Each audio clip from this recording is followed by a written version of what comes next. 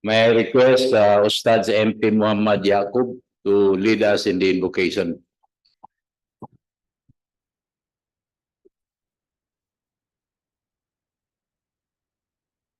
Bismillahirrahmanirrahim. Wa qala rabbukum ud'uni astajib lakum amin ya rabbal alamin. Bismillahirrahmanirrahim. Alhamdulillahi rabbil alamin. Arrahmanirrahim. Maliki yaumiddin. Iyyaka na'budu wa iyyaka nasta'in. Ihdinas siratal mustaqim. Siratal ladzina an'amta 'alaihim غير المغضوب عليهم ولا الضالين آمين يا رب العالمين اللهم أرنا الحق حقا وارزقنا اتباعه وأرنا الباطل باطلا وارزقنا اجتنابه ربنا آتنا في الدنيا حسنة وفي الآخرة حسنة وقنا عذاب النار اللهم اجعل هذا الجمع جمعا مرحوما واجعل من بعد تفرقنا تفرقا معصوما Wassallallahu ala nabiyyina Muhammad wa ala alihi wa sahbihi wasallam walhamdulillahi rabbil alamin. Please remain standing for the Philippine National Anthem and the Bangsamoro hymn. Mga kababayan, ang pambansang awit ng Pilipinas. Kayang magiliw, helas ng sinangalan, alam ng puso, sa titik mo'y buhay. Lupang hinirang, tuyag ka ng magiting, sa manlulupin, di ka pasisingil, sa nagatang tutok sa simoy at sa langit mong pagaw, ay hinatang tulad, awit sa pagkayang minamahal, ang isang ng matawad mo'y tagumpay na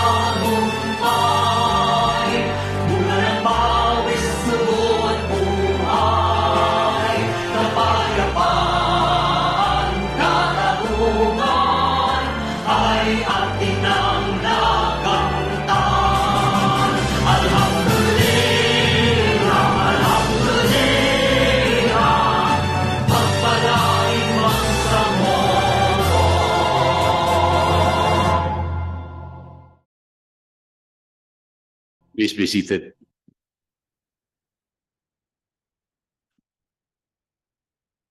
May we request the Secretary General to please make the roll call.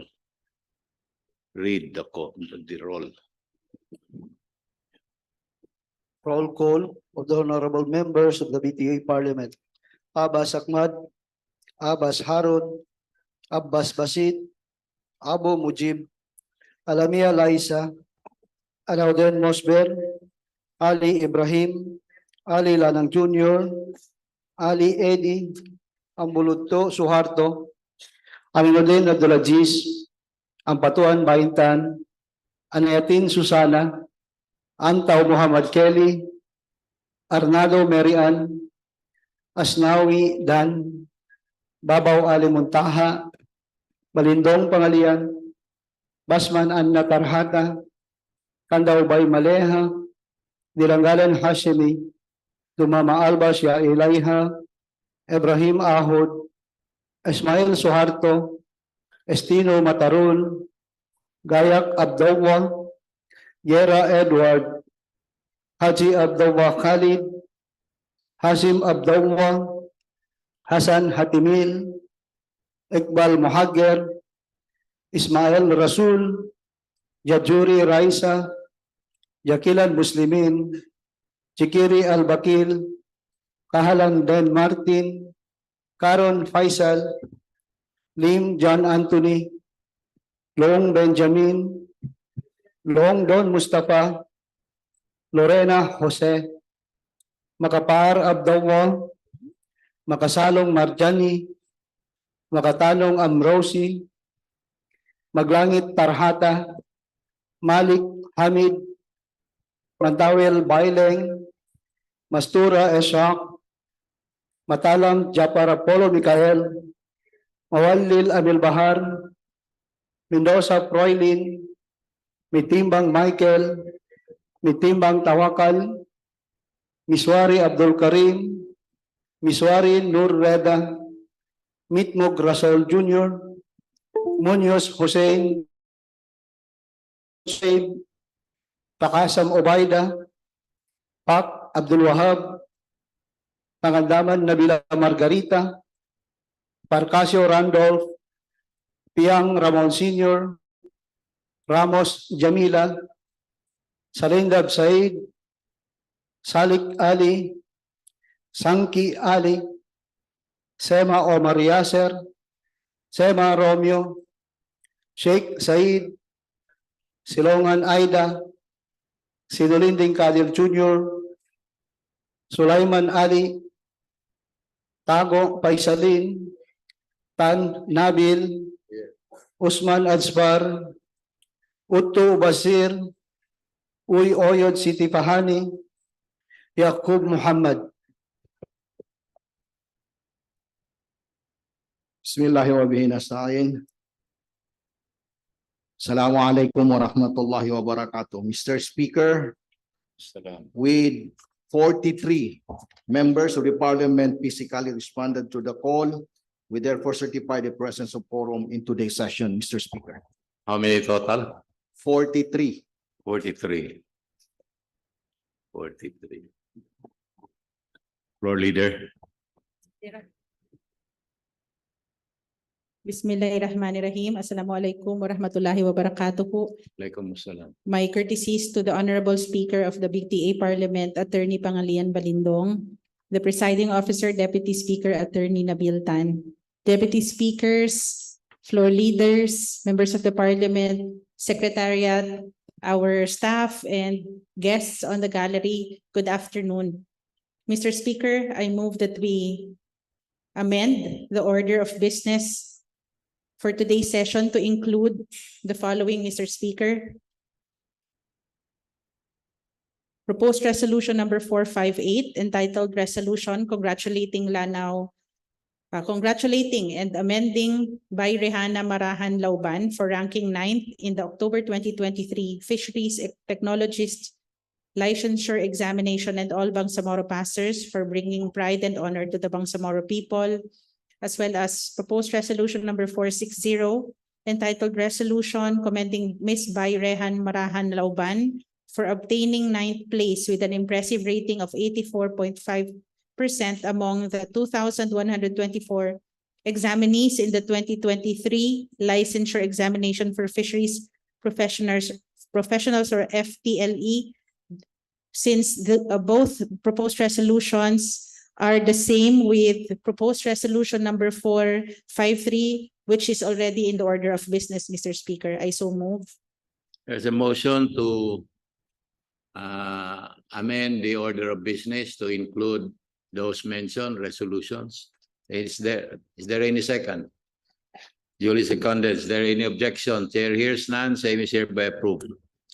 Mr. Proceed. Speaker, I move further that we include in the order of business proposed resolution number 465. Have we read the journal?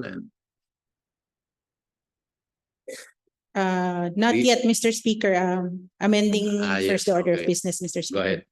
ahead. Can I move that we include proposed resolution number 465 entitled Resolution Congratulating Lanao del Sur, 2nd District Representative Yasser Alonto Balindong on his election as a Deputy Speaker for the 19th Congress of the Philippines House of Representatives. I so move, Mr. Speaker. Another resolution for inclusion in the order of business for today is proposed resolution 465. There any second? Duly seconded. Is there any objection? Chair hears none. Same is hereby approved. Thank you, Mr. Speaker. Now that we have already amended the order of business, I move that we dispense with the reading of Journal number 26 of the October 2023 session, Mr. Speaker. There's a motion to dispense with the reading of the journal and move for the approval of the journal of the previous session. Journal 25 of October 23, 24, 2023. Duly seconded. Is there any objection? Chair hears none. Same is hereby approved. Thank you, Mr. Speaker. Now on reference of business, bills on first reading, we have two. Mr. Speaker, I would like to emphasize that both are private member bills and we encourage members of the Parliament who wish to co-author to please fill in the provided form for sponsorship, Mr. Speaker, and submit the same to the Secretariat.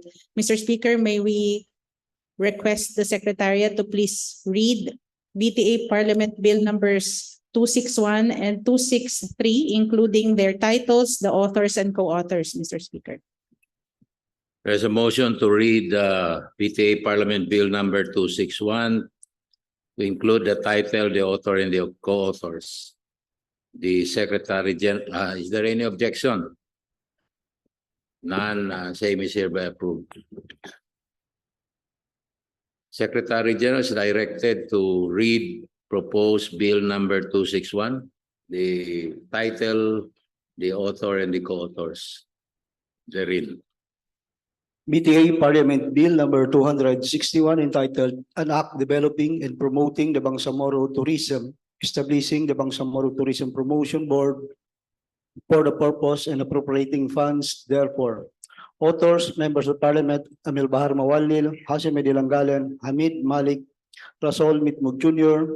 Co-authors, members of Parliament, Liza Alamia, Mahintan ng Batuan, Don Mustafa Loong, Soharto Ambuludto, and Rasul Ismail.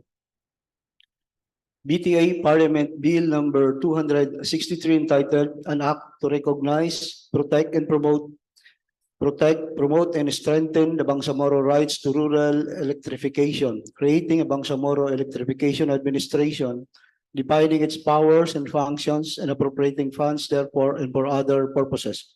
Authors, members of Parliament, Japar Apollo Mikhail Matalam, and Edward Guerra.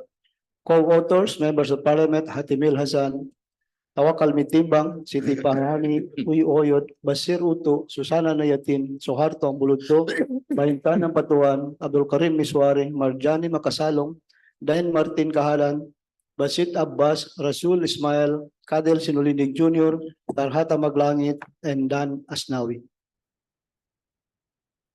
Those interested, being a private bill, may signify their intention through the forms distributed with the kit. Proceed. Thank you, Mr. Speaker. Moving on to resolutions, we have the first proposed resolution, number 265. May we request the Secretariat to please read the title, the author, and the co-authors. The Secretariat is directed to read proposed resolution 265 to include the title, the author, and co-authors. Proposed resolution number 265 entitled Resolution Directing the Ministry of Finance, Budget and Management to apprise the Bangsamoro Transitional Authority Parliament on the status of the implementation of the Special Development Fund provided under the Bangsamoro Organic Law. Author, Member of the Parliament, Baintan Napatuan. Co-authors, Members of Parliament, Amir Bahar Mawalin, Liza Alamia, Suharto Mulugto, Don Mustafa Loong, Rasul Mitmug Jr., and Rasul Ismail.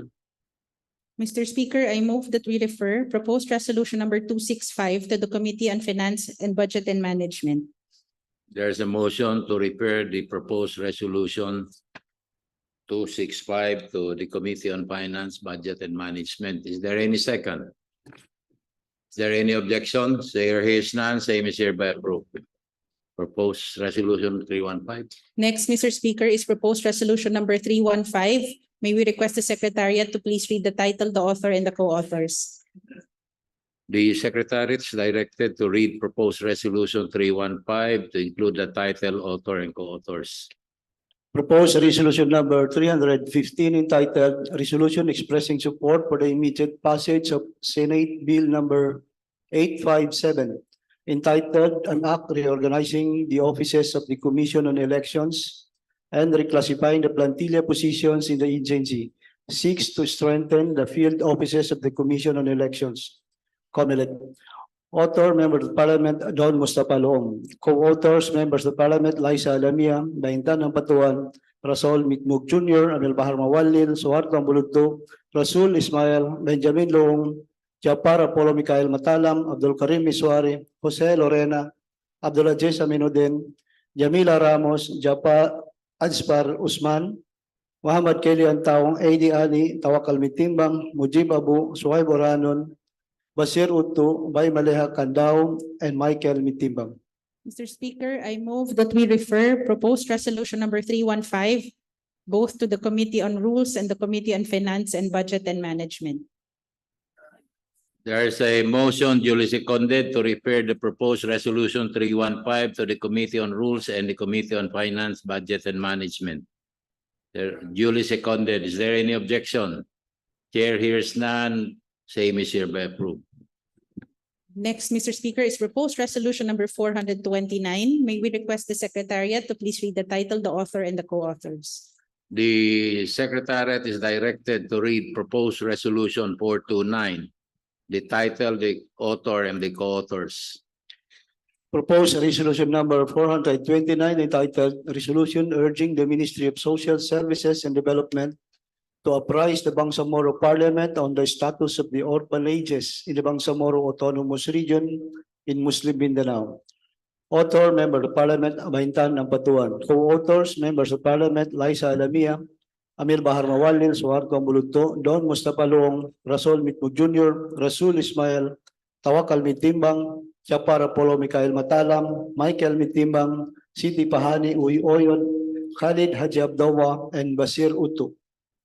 Mr. Speaker, I move that we refer proposed resolution number 429 to the Committee on Social Services and Development. There's a motion duly seconded to refer this proposed resolution 429 to the Committee on Social Services and Development. Is there any objection? There hears none. Same is hereby approved.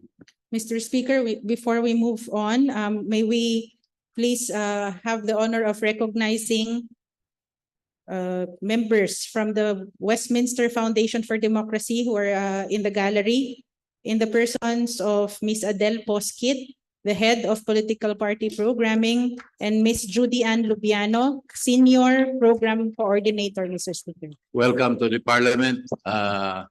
One of the strong supporters, WFD, of the BTA.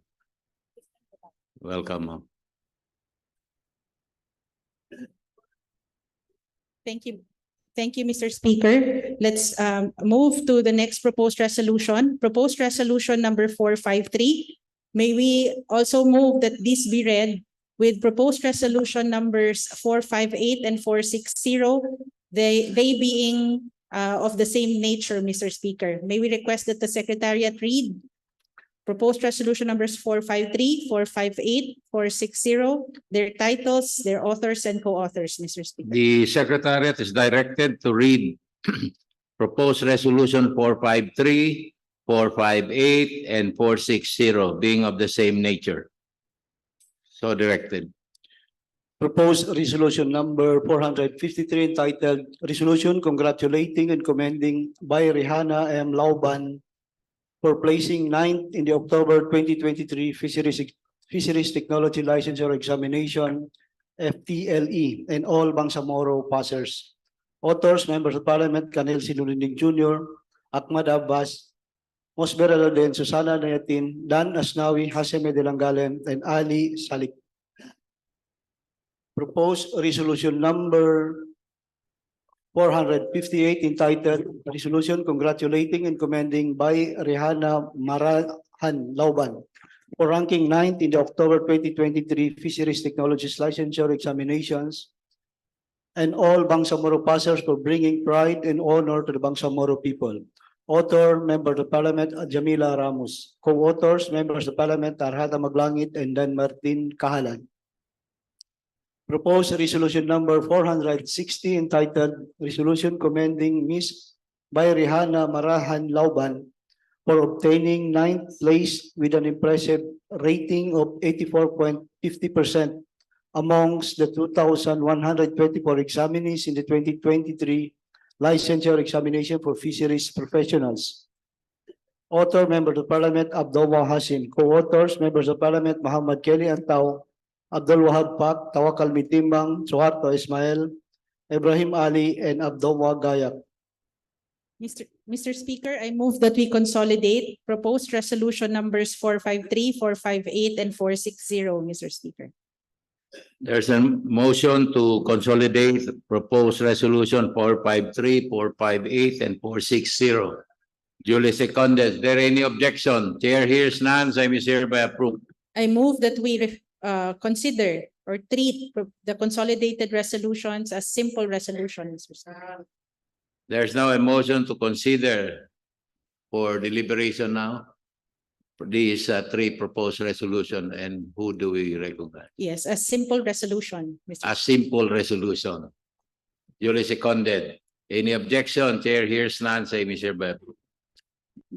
I move that we recognize one of the principal authors of proposed resolution number 453 to speak about the proposed resolution, MP Susana Anayatin. MP Susana Anayatin is recognized. You have the floor, ma'am.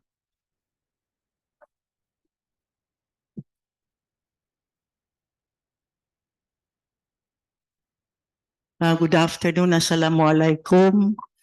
Mr. Speaker, as stated by Tommy Newberry in his book titled The Famous Author of 7 Books, success is not an accident.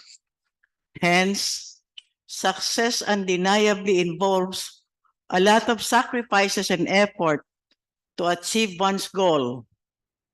Putting effort, diligence, and with much gusto will always give birth to an achievement. Mr. Speaker, Ms. Bay Rihanna M. Lauban graduated cum laude from Mindanao State University, Maguindanao, and was a recipient of various accolades during her junior and senior high school and college education. Out of 2,124 examinees, 716 hurdled the licensure examination for fisheries professionals, and Ms. Lauban placed 9.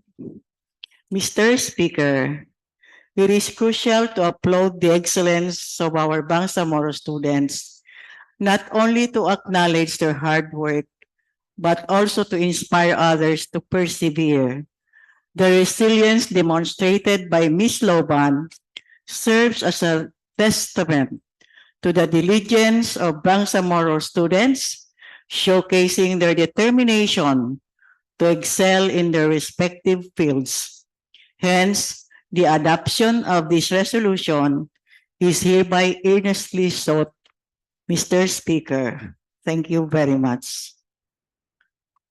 Thank you very much, Floor Leader. Mr. Speaker, may we recognize the Member of the Parliament who sponsors PR number 460, MP Abdullah Hashim. MP Abdullah Hashim is recognized.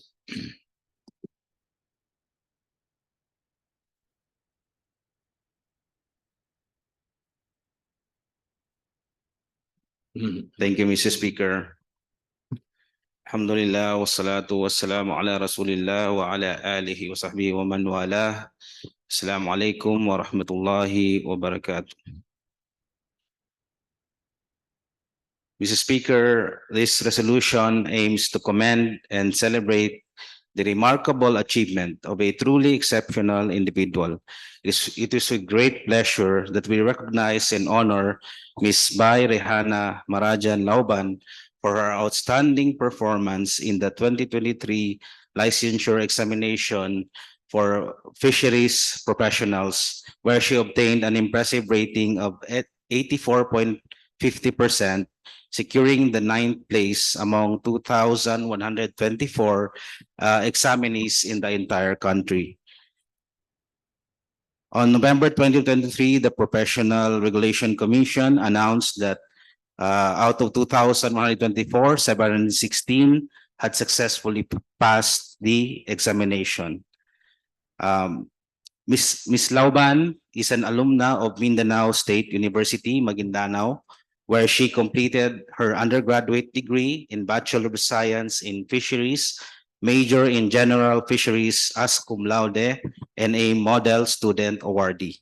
Her journey is a testament for hard work, dedication, and perseverance. Hailing from Dato Udinsinsuat, Maguindanao del Norte, Ms. Lauban has become an inspiration and an example to her fellow Bangsamoro professionals. Through her achievements, she demonstrates that success can be attained through relentless determination and a firm belief in one's abilities. In addition, we must also recognize the collective accomplishment of the Mindanao State University Maguindanao passers who shared in this remarkable achievement. They bring honor, pride, and distinction to the Bangsamoro Autonomous Region in Muslim Mindanao. The Bangsamoro Transitional Authority acknowledges and appreciates Ms. Lauban along with other FTLE Bangsamoro passers for their contributions for uplifting the reputation of our people, and such achievements that deserve our utmost recognition and appreciation. Thank you, Mr. Speaker. Mr. Speaker, for Yes. proposed resolution number 458, may we recognize MP Jamila Ramos. MP Jamila Ramos is recognized for resolution number 258. Thank you, Mr. Speaker. A'udhu billahi minasyaitanir rajim. Bismillahirrahmanirrahim. Isang mainit na pagbati sa inyong lahat at sa lahat ng ating mga bisita dito sa loob ng Parliament. Mr. Speaker, tayo po ay laging naniniwala na ang mga natatanging tagumpay ng ating mga kapwa Bangsamoro na nagdadala ng prestiyoso at karangalan sa ating rehiyon ay dapat ipagpunyagi.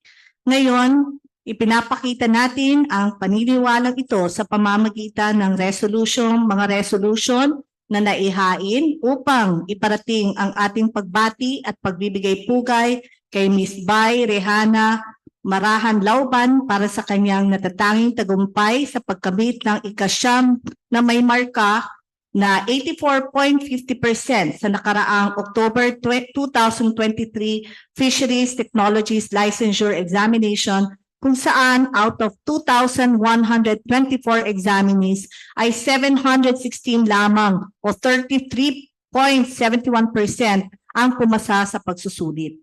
Si Ms. Lauban ay isang Maguindanao na nagmula sa Kabuntalan, Maguindanao del Norte at Bimataling, Zamboanga del Sur at ipinagmamalaking anak ni Mr. Haji Badruddin Taub at ni Mrs. Lagyabay Lauban. Ang pagpupursige niya sa kanyang napiling larangan ay isang malalim na impluwensya sa buhay ng ating mga kabataang Bangsamoro. At tayo rin po sana sa Bangsamoro ay mabigyan ng oportunidad ang mga professionals natin katulad ni Ms. Lauban na may pakita ang kanilang talento at potensyal na makapagsilbi sa ating bayan, lalo na sa ating mga pangunahing sektor tulad ng fisheries.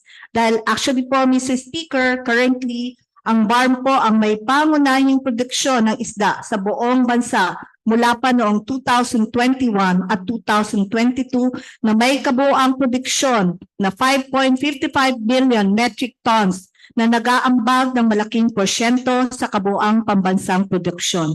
Kaya mahalaga na masuportahan po natin ang pagbibigay ng mas matibay na pundasyon para sa pagunlad ng sektor ng pangingisda, magbubukas ng mga oportunidad para sa iba pang profesional at nagtataguyod ng mas malawakang kaunlaran sa ating rehiyon. Kaya po, Mr. Speaker, nais ko pong hikayatin ng ating parlamento na ipasa ang mga resolution na ito at taos-pusong bigyang pugay ang tagumpay ni Ms. Bayrehan Marahan Lauban at sa iba pang Bangsamoro na pumasa sa naturang pagsusulit. Nawa ay magsilbing simbolo ito sa pagkilala at suporta ng Bangsamoro Transition Authority sa kanila at sa iba pang kabataan sa kanilang pagbibigay karangalan sa ating rehiyong Bangsamoro. Maraming salamat. Wabillahi taufiq wal hidayah. Wassalamu alaikum wa rahmatullahi ta'ala wa barakatuh. Floor Leader. Alaikum assalam. Mr. Speaker, I move to open the period of interpellation and debate On the three resolutions. on the three consolidated. resolutions, Mr. Speaker. Maybe- There's a motion to open the period of interpellation and debate. Duly seconded. Is there any objection? Chair hears none. Same is hereby approved. Period of interpellation and debate is now open. I move that we recognize member of the Parliament by Intan Ampatuan as the first interpellator, Mr. Speaker. MP Baintan Ampatuan of Maguindanao is recognized. Thank you. Thank you, Mr. Speaker. Foremost, Mr. Speaker, I join the authors in congratulating and commending by Rehana Lauban for placing 9th in the October 2023 Fisheries Technology Licensure Examination. Mr. Speaker, earlier I was listening to the sponsorship speech of the two sponsors. And I've noticed that there were two conflicting information with regards to the roots of the by Rehana Lauban. I'd like to clarify where is she born? Is it Datuudin or Kabuntalan? Although the two municipalities are near to each other, so she might migrated from Kabuntalan to Datuudin. Lauban na Kabuntalan.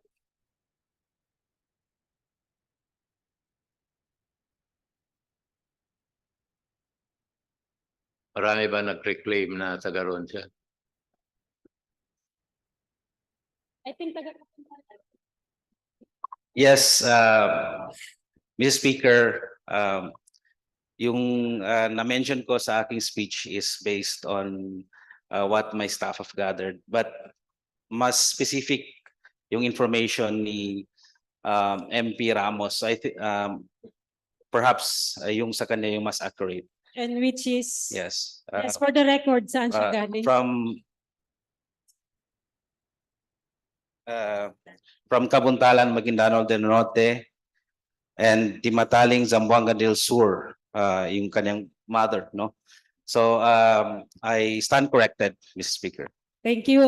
Just to correct the records that we have, that the Laubans are actually from Kabuntalan and not in Datuudin. And I apologize, Mr. Speaker. Thank you. Thank you, Mr. Speaker. Mr. Speaker, I have another question. Proceed. I think it's seldom that I see that the Mindanao State University in Maguindanao produces top-notchers in the examination. I think this one is a rare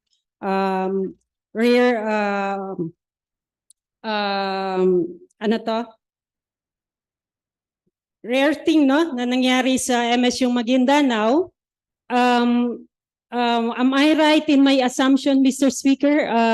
May mga information ba tayo na liban kay Bayrehan na may mga na-top na sa fisheries examination ng MSU Maguindanao? Mr. Speaker, wala kaming information generally, but for the past 5 years, yung yung passing rate ng MSU Maguindanao for the past 5 years for this examination is 21.67%.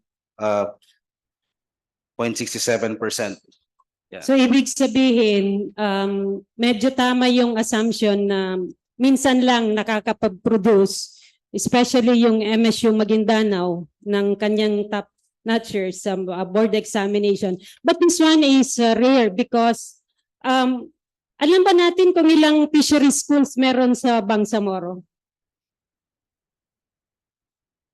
Mr. Speaker, as on my end, I do not have any information.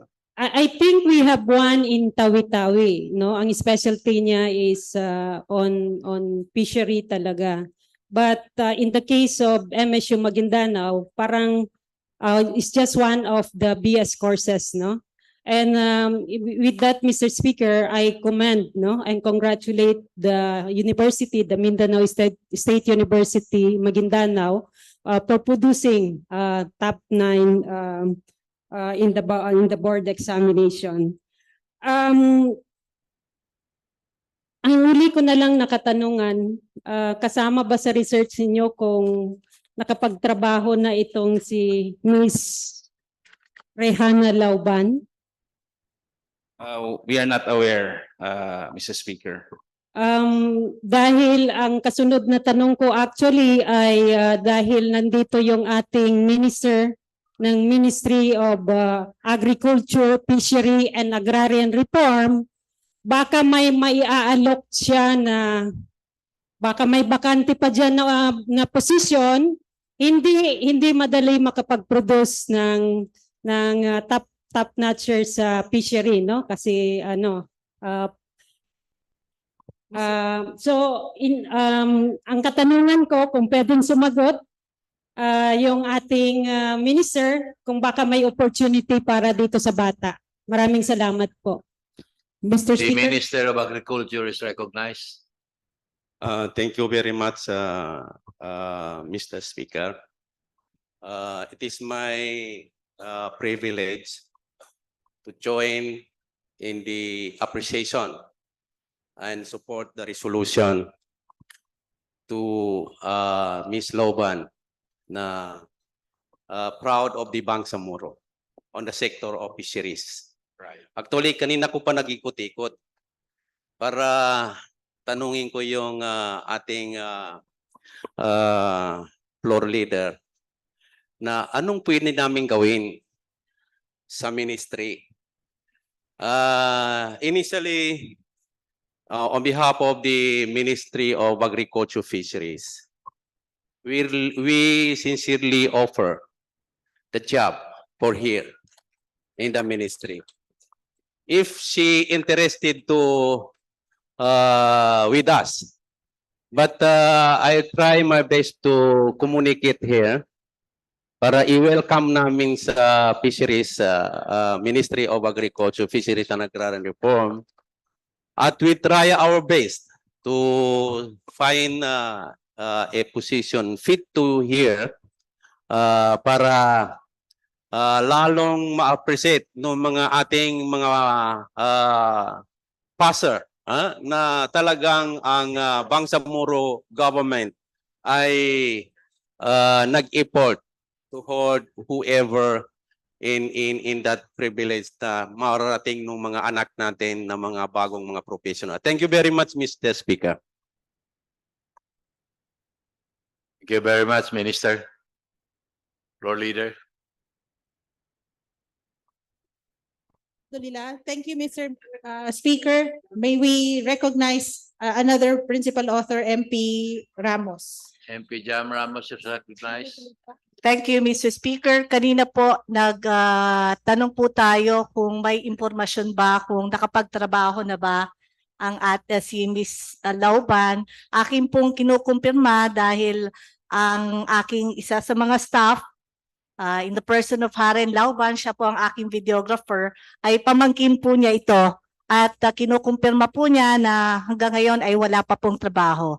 Kaya yung offer po ng ating good minister ay napakaganda po para I think magiging asset din po siya sa atin sa BARM dahil para mapunta ka sa top 9 rank, ibig sabihin ay malaki pa ang potential mo. So I believe sa ating good minister, yung kanyang offer ay it's a very welcome offer and we hope na ganun din sa ating mga ibang nagtagumpay na Bangsamoro sa iba't ibang fields na kung meron din tayong may offer sa kanila na trabaho ay mabigyan natin sila ng space. So thank you very much to MP Bayinta ng Patuan for signifying that manifestation, Mr. Speaker.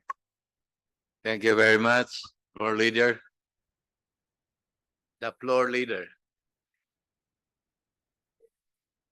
Mr. Speaker, I move to terminate the period of interpellation and debate. There's a motion to terminate the period of interpellation and debate. Duly, do I hear any second? Duly seconded. Is there any objection?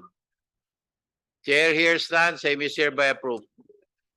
Mr. Speaker, I move to approve the consolidated resolutions, Mr. Speaker, subject to style. And now, there is now a motion to approve proposed resolution 458, 453, 460, subject to style. Is there any second? Duly seconded. Is there any objection? Proposed consolidated resolutions are approved. Is approved. Mr. Speaker, next is proposed resolution number 455. May we request the Secretariat to please read the title, the author, and the co-authors. The Secretariat is directed to read proposed resolution number 455, the title, and the author and co-authors. Proposed resolution number 455 entitled "A Resolution Granting a Posthumous Award and Honor to Mr. Edison B. Morales for his great contributions to the educational development in the city of Cotabato and the Bangsamoro region." Author, Member of Parliament, Rasol Mitmug Jr. Co-authors, Members of Parliament, Liza Lamiam, Suharto Ambulugto, Bayinta ng Batuan, Rasul Ismail, Don Mustafa Loong, Amil Bahar Mawalil, Susana Nayatin, Muhammad Kelly Antaw, Abdullah Jess Aminuddin, Dan Martin Kahalan, Ramon Piang Sr., Ali Sulaiman, Karhata Maglangit, Abdul Wahab Pak, Michael Mitimbang, Shah Ilayha Dumama Alba, and Hashime Dilangale. Thank you, Mr. Speaker. I move that we consider and treat proposed resolution number 455 as a simple resolution, Mr. Speaker. There's a motion to consider proposed resolution 455 as a simple resolution. Is there any second? Duly seconded. Is there any objection? Chair hears none, same is hereby approved. Mr. Speaker, at the outset, I would like to manifest, of course, my support as a co-author of this proposed resolution in the absence of the author, principal author, MP Rasol Mitmog Jr. Mr. Speaker, Mr. Edison Morales. Are you now? It's just a manifestation before I move to recognize Yes. another MP. Please It's just that I am an alumna of the Albert Einstein School where Mr. Edison Morales served as director and principal. The school, this esteemed institution has honed me into the person that I am today, Mr. Speaker, and I hope that I make Mr. Morales proud. But on this note, I would move to recognize Mr. MP Dr. Hashemi Dilangalen, Mr. Speaker, to speak little about this resolution. Brother MP Hashemi Dilangalen is recognized. Thank you, Mr. Speaker. I'd like to take this opportunity to express my support to the passage of this important resolution, which commends the contribution of Mr. Edison Morales. In the education in the Bangsamoro, Mr. Morales had served our education sector for many years, and it is just fitting for the region to give its recognition and commendation or posthumous award to Mr. Morales. Sir Edison B. Morales placed education in its utmost importance through his institution, Albert Einstein School, which has contributed to the education of some residents here in BARM. Mr. Morales stands out as a beacon of dedication and inspiration. It is with immense gratitude that we acknowledge and commend his contribution in shaping the future of our Bangsamoro learners. In fact, Mr. Speaker, 3 of the members of the Parliament are products of his school, including myself. His legacy will live on through the lives he has influenced and molded. Assalamualaikum warahmatullahi ta'ala wabarakatuh. Waalaikumsalam. Floor leader. Thank you, Mr. Speaker. There being no members of the Parliament who wish to interpolate, I move that we dispense with the period of interpellation and debate as well as the period of amendments, Mr. Speaker. There's an omnibus motion to dispense with the period of interpellation and debate, amendments, and duly seconded. Do I hear any second? Para mahina. Second. Do I hear any objection? Chair hears none. Same is hereby approved. I move that we approve proposed resolution number 455, Mr. Speaker, subject to style, if any, Mr. Speaker. There's a motion to approve proposed resolution 455, subject to style. Duly seconded. Is there any objection? Chair hears none. Same is hereby approved. Next, Mr. Speaker, is proposed resolution number 457. May we request the Secretariat to please read the title, the author, and the co-authors. The Secretariat is directed to read proposed resolution 457, the title, the author, and co-authors. Proposed resolution number 457 entitled Resolution respectfully urging His Excellency President Ferdinand Bongbong Marcos Jr.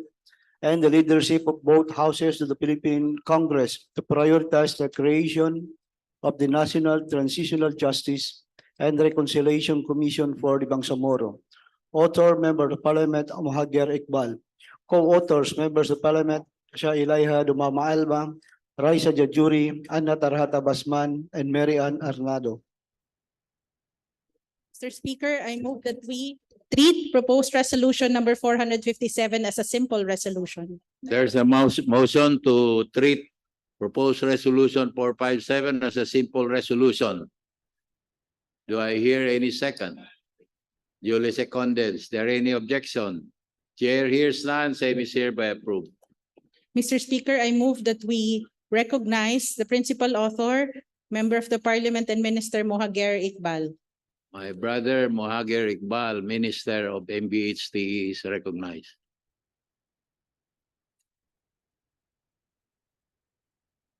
And we are happy to see you again.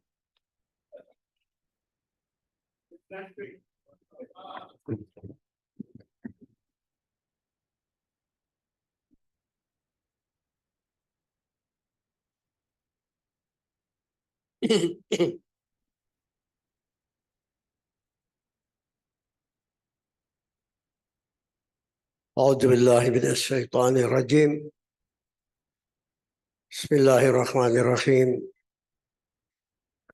السلام عليكم ورحمة الله وبركاته. Waalaikumsalam. Honorable Speaker, Deputy Speakers, floor leaders, fellow members of Parliament, distinguished guests, ladies and gentlemen, Assalamu alaikum wa rahmatullahi wa barakatuh. Before I read my sponsorship speech, I would like to request that I'll give a very brief context or background of the resolution Please that proceed. I and some of my colleagues have authored or sponsored for better appreciation related to the importance of this resolution. The issue of the transitional justice and reconciliation is a very important component of the framework agreement to the Bangsamoro and the comprehensive agreement to the Bangsamoro. Transitional justice is basically about dealing with the past. Ano nangyari noon? Yung violations of human rights, including so many massacres, land grabbing, massive violations of human rights. Ano ba gagawin natin doon? Kalimutan lang ba natin yun? Let us just forgive and forget? Or something has to be done to redress these wrongdoings. As we way forward, the government panel and the MLA panel, of course, sometime in the past, the Honorable Speaker has been my partner in the peace process. We have created a technical working group to discuss and to find ways to trigger a more engaged efforts to push further the issue of addressing what happened in the past. So we created a special committee from the government panel and from the MLF, and then they have held several meetings. And one time we required them to visit the Congress, the House of Representatives and the Senate, to engage the congressmen and senators who introduced various bills regarding transitional justice and reconciliation.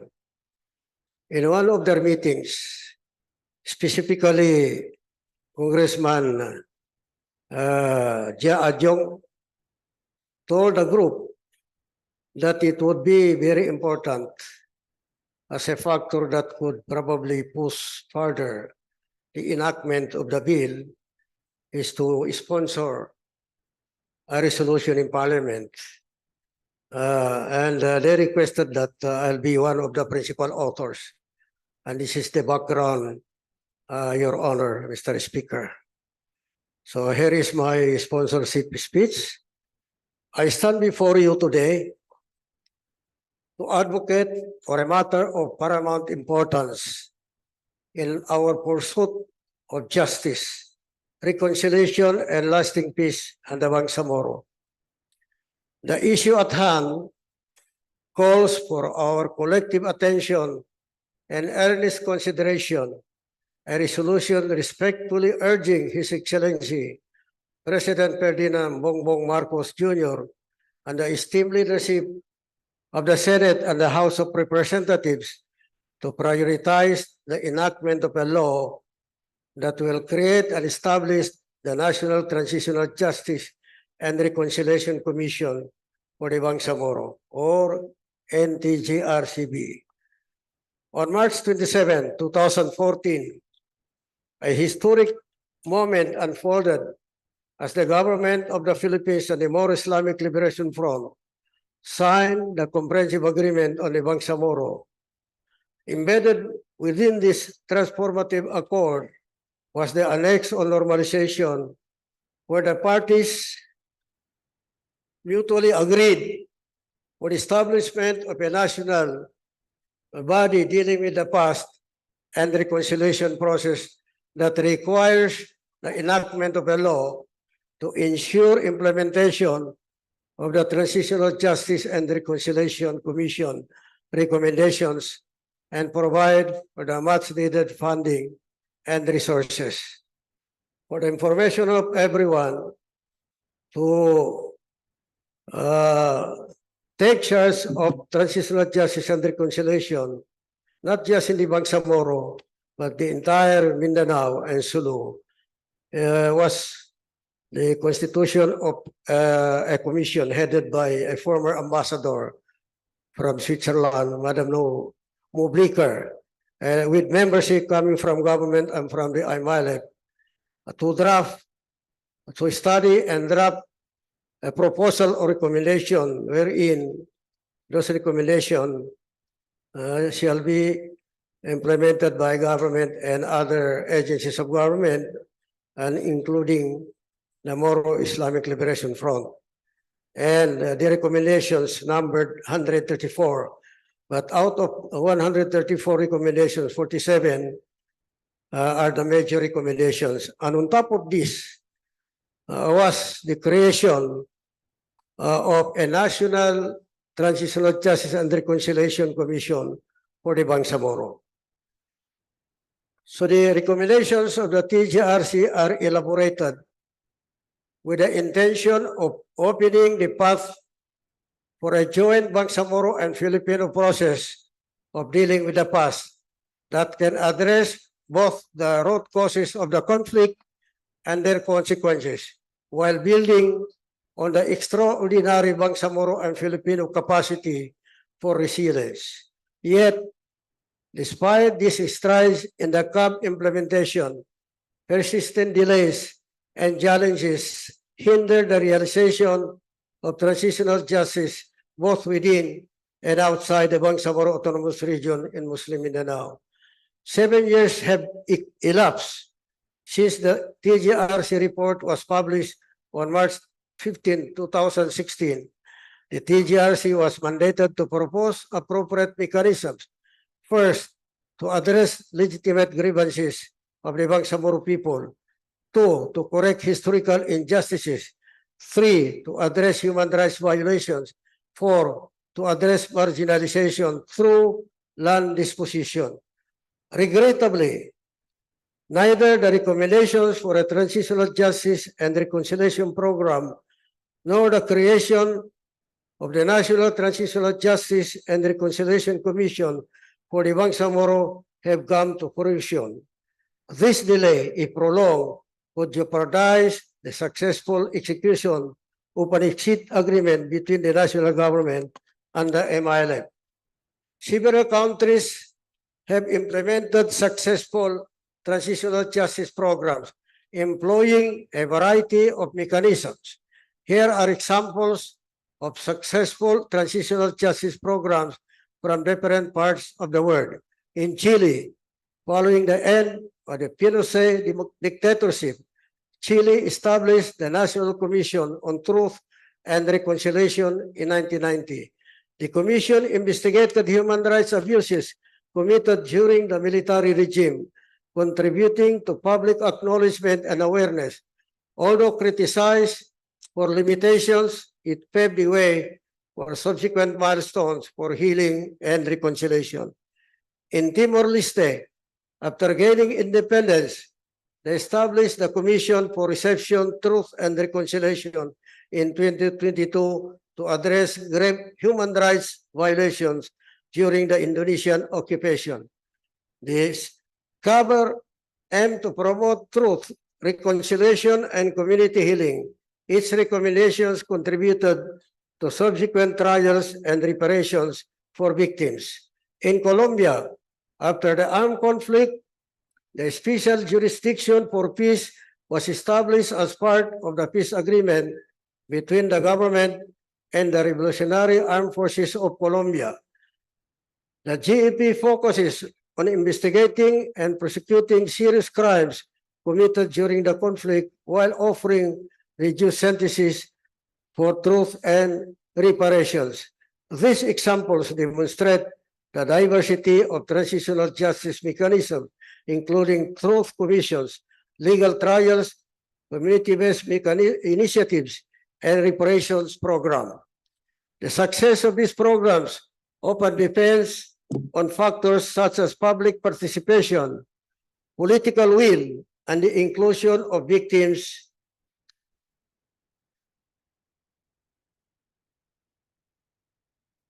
in the process. Each context requires a tailored approach to address the unique challenges and needs of the affected population. Although commendable efforts have already been made by several legislators, namely, 1. Representative Jose Christopher Belmonte, who filed House Bill number 5669 in the 17th Congress. 2. Former Anak Mindanao Representative Anihilda Sankupan, who joined Representative Jose Christopher Belmonte in filing House Bill 4003 in the 18th Congress. 3. Representative Jaur Rahman, Ja Alonto Adjong, and Yasir Alonto Balindong, who filed House Bill number 2975 in the 19th Congress. 4. Representative Mujib Hataman, who filed House Bill number 4330 in the 19th Congress. Number 5, Senator Reza Hontiveros, who filed Senate Bill number 1913 in the 18th Congress and Senate Bill number 2043 in the 19th Congress. And number 6, Senator Francis Tolentino, who filed Senate Bill number 2392 in the 19th Congress. These very important bills remain comatose in the committee levels. As Member of Parliament, it's incumbent upon us to act on diligence and expediency. The pursuit of justice, reconciliation, and sustainable peace in the Bangsamoro demands persistence and unceasing advocacy. The establishment of the National Transitional Justice and Reconciliation Commission for the Bangsamoro is not just a legal imperative, but also a moral obligation and a decisive step for genuine healing and reconciliation. I urge each one of you, fellow members of Parliament, to support the resolution as we all work together to fully implement this crucial milestone in the implementation of the peace agreement. Maraming salamat. Assalamualaikum warahmatullahi wabarakatuh. Waalaikumsalam.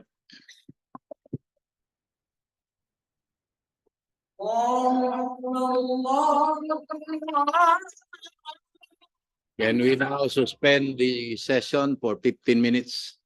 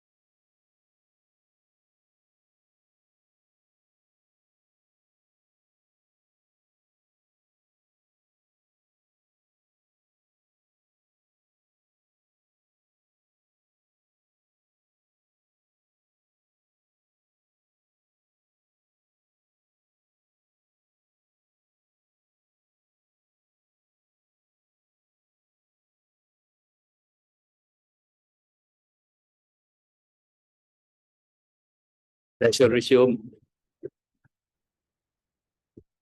Floor leader. Thank you, Mr. Speaker. We are now, we would like to move, I would like to move to open the period of interpellation and debate. Mr. On Speaker. On proposed resolution number 457, Mr. Speaker. There's now a motion to open the period of interpellation and debate for proposed resolution 457. Is there any objection? Second.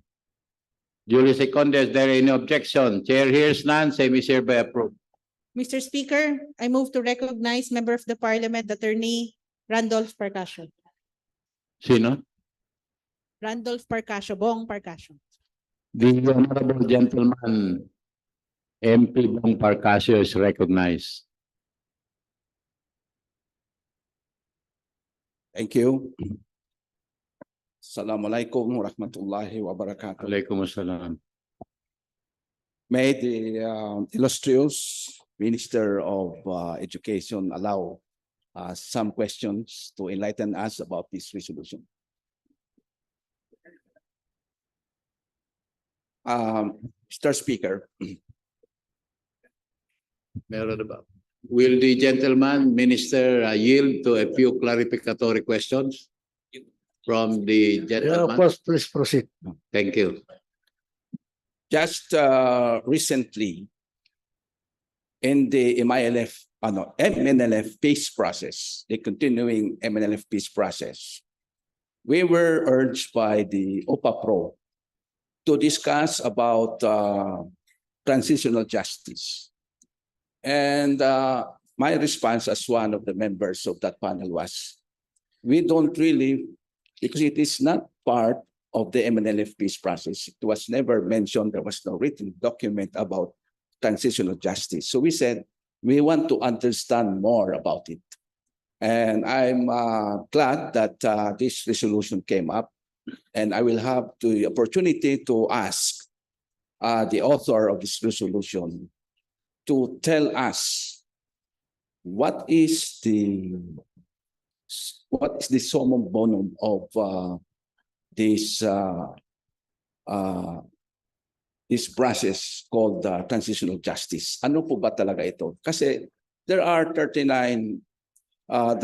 14 members of the MNLF who were appointed here, and the rest were appointed by the president as representatives of the government, and we lack sufficient information about transitional justice. Ano po ba ito?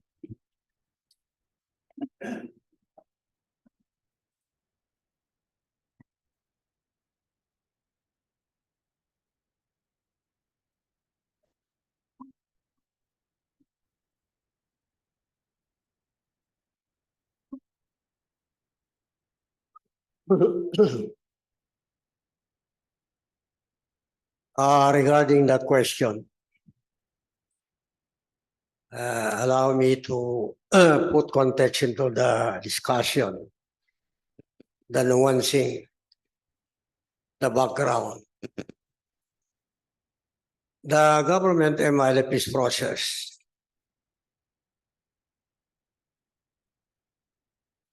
it was held for 17 long years. After the conclusion of the GRP MNLF peace agreement, President Ramos made a contact with MNLF, and in 1997, the peace process started. So there was only one agenda. The agenda was how to solve the Bangsamoro problem or Bangsamoro question. It's a very simple yet a comprehensive agenda. That was the single point agenda agreed by government and MNLF. From day one up to March 27, 2014, Yun lang ang pinag-usapan, how to solve the Bangsamoro question, how to solve the Bangsamoro problem. Actually, there was a debate in the beginning. Bakit ang mga Moro ang problema? Dapat hindi Moro ang problema. Ang problema yung mga tao na bago sa Mindanao. Alam naman natin, na even as early as 1898, 98% of the people in Mindanao are Moros and IPs. And 98% of the lands in Mindanao belong to the Moros and the IPs. So it cannot be possible to address the Bangsamoro question without delving into all aspects of the problem, and that includes transitional justice. As I said in my opening statement, we cannot just forgive and forget. Because hindi lang isa ang taong apektado. The whole of the Bangsamoro people ang apektado diyan, kasama na yung mga indigenous people. So hindi magkumpleto yung resolution ang problema pag hindi mo talagang meron efforts to address transitional justice. Yung nangyari doon, maraming patayan, massive violations of human rights, land grabbing, and then kahit na yung writing of history, kasama yan sa transitional justice. Masyadong hindi maganda ang napapanood sa Philippine history. If you read the book of one author, Filipino authors, out of 24 hectares, 24 chapters, isa lang ang chapter para sa Bangsamoro. And yet, if you look at history, we have a longer history. We can start in 1380. Diba? Napakalayo ang agwat ng Philippine history at saka Moro history. Mas malayo atin, mas colorful. Kaya, ang ulitin ko, hindi magkumpleto pag-address natin sa Bangsamoro question, Bangsamoro problem, pag hindi natin pinag-usapan ang transitional justice. Yan po ang dahilan kung bakit kasama at we talaga exerted efforts na kailangan talaga magkakaroon po ng Bangsamoro, national transitional justice for the Bangsamoro. Of course, in the Bangsamoro gani, kung mabasa mo yung pagpatayo ng isang transitional justice commission dito sa Bangsamoro. But remember that only 10% of the violations of human rights, yung land grabbing, etc., ay nandito sa Bangsamoro Autonomous Region ng Muslim Mindanao. 90% outside. So how can you address yung violations ng human rights, etc., Ang batas lang ipapasa natin dito sa BARM lang. 90% maiwanan yan. Very important yan. Maybe you and I can forgive and forget. How about the collective, yung napakarami? Makalimutan ba natin yung mga massacres? Palimbang massacres, Pata Island massacres, Patikul massacres, yung sa Carmen massacre. Ang dami-dami, hindi natin makalimutan. Siguro tayo pwede, pero yung mga biktima, hindi pwede yan. At saka, importante dyan, parang deterrent yan. At hindi na mangyari kasi yan. Paulit-ulit na sinasabi natin, especially in the case of the MILF, nagdi-decommission ng MILF, wala nang rekurso ko sa armed struggle. Pero, pag gagawin ng Pilipinas yung ginawa nila sa atin, lalaban pa rin tayo. Di ba? So that's the reason that transitional justice is very important to be included as part of the resolution of the conflict Mindanao para may closure. Kasi pag hindi natin pag-usapan, hindi mag-close yung problema. Di ba? So we need closure, and that would include addressing yung transitional justice. I hope I answer your question. In short, yung pong transitional justice is not only limited to the Bangsamoro residing within the core territory, but as well as to address the injustices committed to the Bangsamoro outside of the bar. Ganun po ba yun? And that is precisely the reason why we are asking the national government through Congress to enact a law creating the National Transitional Justice for the Bangsamoro. Dito, pwede ma-address ng Transitional Justice Commission na ipapasa natin ito. Pero yung 90%, yung outside of the Bangsamoro government, Bangsamoro territory, yung BARM, hindi natin ma-address yan. And yun na napakalaki, napakaraming violations ng human rights. That's why, siguro hindi pa rin natin naisip, hindi pa rin natin nakikita yung importansya na unahin muna natin yung pagpasa ng isang commission dito sa BARM. Kasi nakikita natin na mas importante yung outside na violation, yung excesses ng national government. Kasi 90% nasa labas, hindi dito. Ito po bang Transitional Justice and Reconciliation Commission for the Bangsamoro, ano po ba ang scope or jurisdiction nito?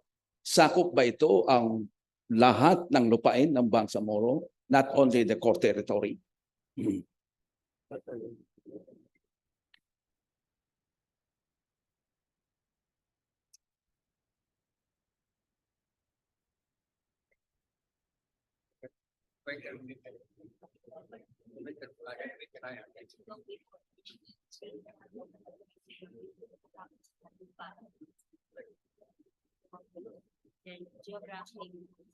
When we speak of the Bangsamoro problem, in a larger sense, we are talking about Mindanao, Sulu, and Palawan. So yun ang saklaw. Yun ang saklaw. Salamat po. Ngayon na meron akong, palagay ko naman ay lahat, merong impormasyon tungkol po sa ginawa ng Australian government sa mga Aborigines in Australia, na kung saan yung pamahalaang Australia ay humingi ng kapatawaran at meron silang sense of remorse, parang nagsisisi sa kasalanan na ginawa nila sa mga Aborigines ng Australia. Sana ito rin ay mapag-isipan ng pamahalaang Pilipinas, sapagkat tulad po ng sinabi ninyo kanina, hindi po maiwaglit sa ating isipan yung mga kasalanan ng pamahalaang Pilipinas, lalong-lalo na yung sa panahon na kung saan bago pa ito na itayo under the 1935 Constitution, na kung saan yung mga batas doon is unfair, unjust to the, not only to the Muslim IPs o yung mga Islamized IPs that we now address as Bangsamoro, kundi pati na po sa mga non-Moro IPs, lalong-lalo na yung batas ng tinatawag na torrent system was implemented in the entire country that affected the ancestral rights of indigenous peoples. Of course, meron na ngayong itong NCIP, meron ng itong batas para sa mga katutubo. Ngunit sabi po ninyo, hindi po natin, we cannot just forget and what was injustice or historical injustice, what was then an historical injustice to the Bangsamoro people. Kaya ko po ito sinasabi ay nasa isip niyo po ba na itong pamahalaang Pilipinas na kung saan tayo ay nagkaroon na ng peace agreement, na sila ay hihingi ng kapatawaran sa Bangsamoro sa injustisya or historical injustice na ginawa nila o nagawa nila. Tulad ng ginawa ng pamahalaang Australia, tulad ng ginawa ng pamahalaang Canada. Pati yung Canada, naghingi rin ng kapatawaran sa mga IPs ng Canada. Sa tingin po ninyo, ito ba ay kaya ng Pilipino na gagawin na sila ay hihingi ng kapatawaran sa mga injustisya na ginawa nila sa ating bayang Bangsamoro? Maraming measures to address transitional justice. Isa diyan yung apology. Pero hindi lang apology. Yung apology, halimbawa, kaibigan natin nagkasala sa atin mag-apologize. Hindi naman ibig sabihin na nag-apologize yung tao, automatic naman natatanggapin natin yon. Especially na hindi lang ang pinag-usapan natin ito isang tao. Napakarami, thousands upon thousands of Moros na apektado rito. So apology can be one of the measures. Pero hindi lang yan. Ano ba yung mga measures to address transitional justice issues? Ang isa dyan, yung criminal persecutions, truth commission, reparations, and restitution programs, executions of mass graves, apologies, amnesty, memorials, film. Halimbawa, magpalabas tayo ng isang movie o sine na correcting yung narrative. Then literature, rewriting of history, scientific research, rewriting of schools textbooks, illustration and vetting, and various kinds of institutional reforms to redress human rights abuses. So, apology is one form of addressing human rights violations. Pero hindi automatic na mag-apologize ka na tatanggapin yung biktima, di ba? But it can be maybe individually, one can accept the apology, but collectively, I don't think that would really happen in mahirap kasi yan kasi the whole Bangsamoro people are affected. Pero kahit na gano'n, alam mo, meron kasabihan, apology is very simple. Kung titingnan natin, apology is very simple. But there is one quotation. It says that it takes wisdom to know one's fault, but to admit them is greatness. Madaling maintindihan kung saan ka nagkasala o paano ka nagkasala. Pero yung pag-admit mo, doon sa kasalanan mo, mahirap yun. Kaya ang sabi, it takes wisdom to know one's fault, but it takes greatness to admit them. So certainly, ulitin ko, yung apology can be one of the measures. Pero it cannot erase, we cannot put closure to the problem. Halimbawa, America. One time I talked to one American writer. Sabi ko, alam mo, the root causes of the problem in Mindanao was caused by the Americans. It was planted by the Americans. Had they separated Mindanao and Sulu from the government of the Republic of the Philippines, wala itong problema. Pero Amerikano ang nagtanim sa problema rito. Gaya na sinabi ni Salamat Hashim, sabi niya, the problem, the historical injustice is about the immoral and illegal annexation of Mindanao and Sulu into the government of the Republic of the Philippines. So you cannot just say, mag-apologize ako and then directly tatanggapin yan. Maybe individually, pwede, pero collectively, I don't think that can work out. Fully agree. Kasi meron din pong kasabihan na to forgive an aggressor before correcting his nature is to promote injustice.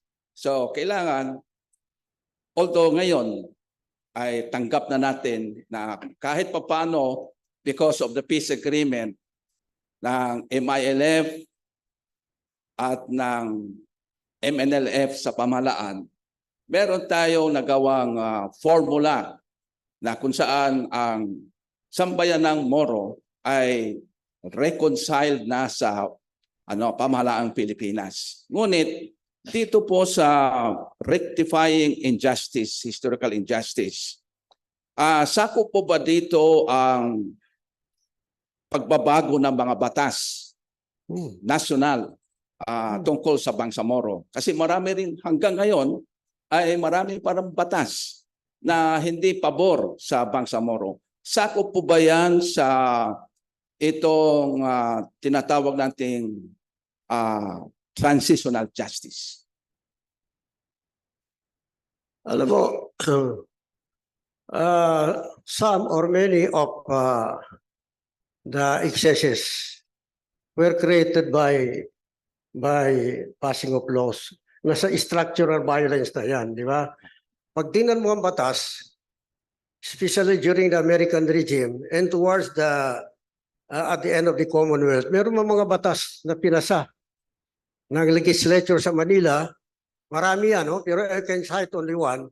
Meron isang batas na ipinasa na a person coming from Luzon and Visayas can own 24 hectares in Mindanao, whereas an IP and Moro can only own 10 hectares. Yan structural violence na sa batas na yan. Pero yung sinabi mo, that's affirmative action. It can help. It can help. But you know, maybe a law can be passed, but that does not necessarily mean na may batas ganyan, may implement ka agad yan. Diba? So while that is an affirmative action, but that cannot solve the whole mess in Mindanao. Tama po yan. Ibig sabihin, may mga batas na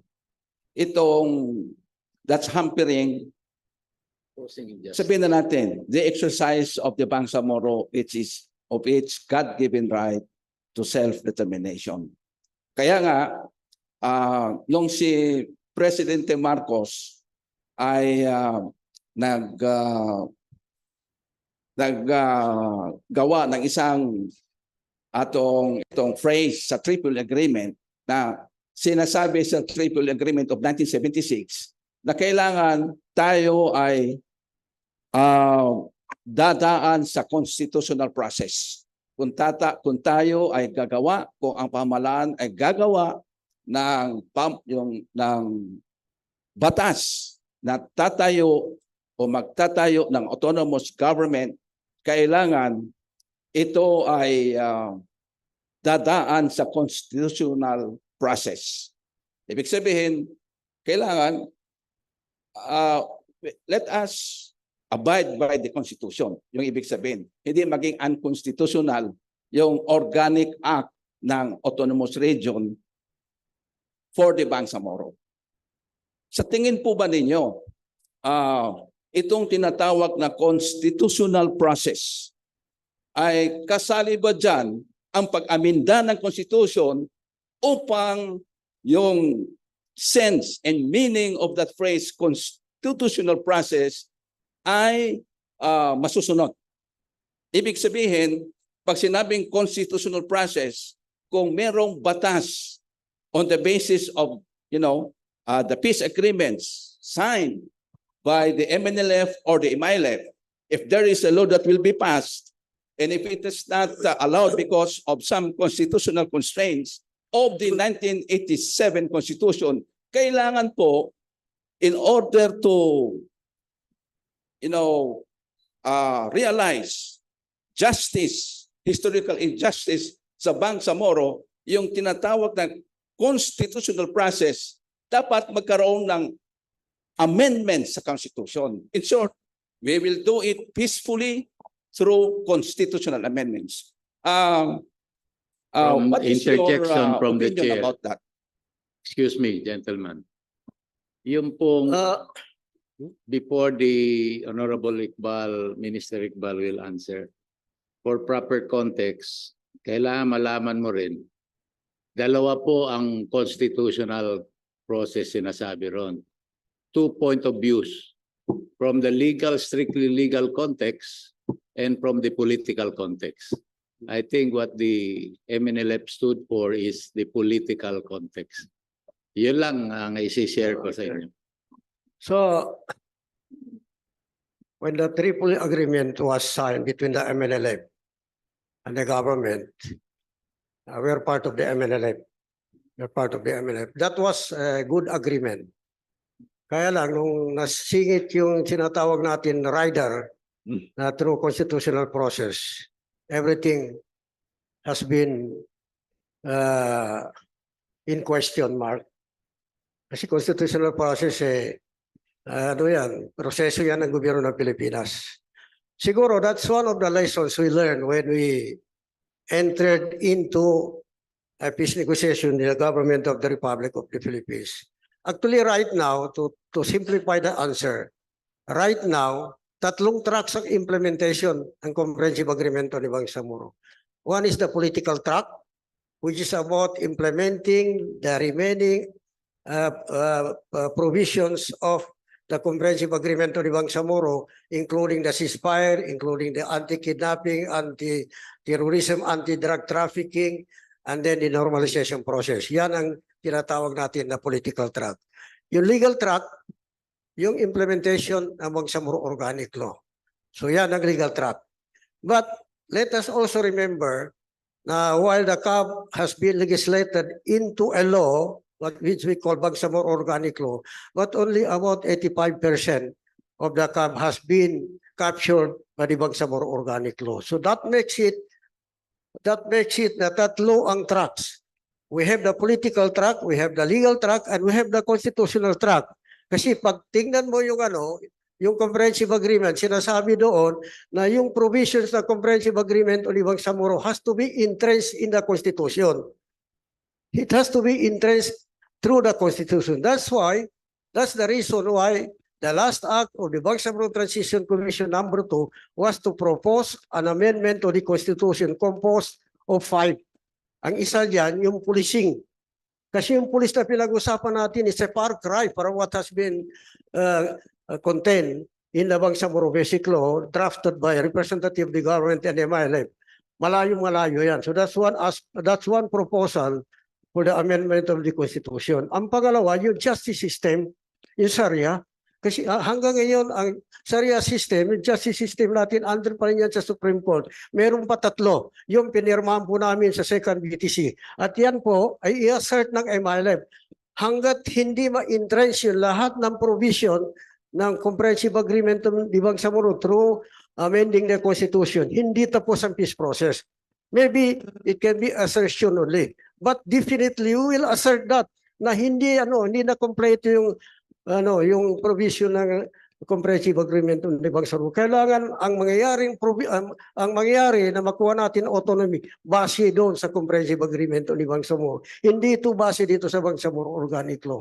Kaya the end game is really to establish an autonomy that is in pursuant to the letter and spirit of the comprehensive agreement of Bangsamoro, and then paano mangyari kailangan ma-entrench sa Constitution ng Pilipinas. So we have 3. We have the political track, we have the legal track, and we have the constitutional track. Tama po yung sinabi ni kasamang Barcasio na kailangan yung agreement sa political agreement. And a political agreement cannot be rendered null and void by a legislation. Kasi it's an agreement between the two parties. Although, siguro masakit ito pakinggan ng gobyerno ng Pilipinas, but that is reality, and that is to be asserted by the MILF. Hanggat hindi makumpleto na ma-interest lahat ng provision ng CAB sa Constitution, sa pananaw ng MILF, hindi kumpleto ang peace process. Salamat po at naintindihan. Marami po kaming naintindihan tungkol sa transitional justice at ako po ay sumusuporta dito. At walang rason na hindi ito maipasa. Pero lang po isang katanungan. Ano po ang impact ng kung ang Transitional Justice Commission ay hindi po maipasa ng pamahalaan? Ano po bang impact niyan sa peace process? Kasi matagal na Dapat ito ay pinasa na nila. We understand that this should have been passed 2 or 3 years ago. What is keeping the legislature from passing this? Ano po magiging impact niyan sa peace process po ng MILF? Well, the direct impact is that yung hinanakit ng Bangsamoro nandiyan pa rin Hindi mawawala yan Masakit pa rin sa atin yung nangyari noon na walang redress. Hindi na address po. Nandiyan pa yung hinanakit po natin. Hinanakit po natin. Hindi mawala yan Maybe individually pwedeng makalimutan, but collectively I don't think that can be forgotten by the Bangsamoro people. Pangalawa, doon sa yung exit agreement, hindi mapirmahan. Kasi meron pang aspeto na hindi na-implement ng government at Moro Islamic Liberation Front. That is directly related doon sa tinatawag natin decommissioning. Ang decommissioning, it says in the annex on normalization, the decommissioning of MILF weapons and combatants shall be parallel and commensurate to the implementation of all agreements of the government and MILF. Napakarami po ang agreements. So sinabi doon all, pero sa aming MP Raisa, substantial. Kasi all, impossible na ma-implement mo lahat yan. So that is the direct impact. Unang-una, yung sentimento natin, yung hinanakit natin, hindi mawala yan. Especially yung apektado.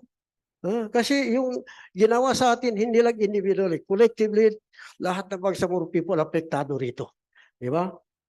So, to repeat it, hinanakit natin na rin and then exit agreement, hindi yan mapipirma ng gobyerno at MLF. Last na pong katanungan. Ito po ba ay urgent? Urgent po ba yun? Itong pagpasa ng Reconciliation Commission ng national government. Is that urgent? Well, if you ask me, I'm still recuperating from my operation. Kahit na hindi pa ako masyadong malakas, pinilit ko na ma-sponsor ko ito. Meaning, as far as I'm concerned, urgent ito. But I still,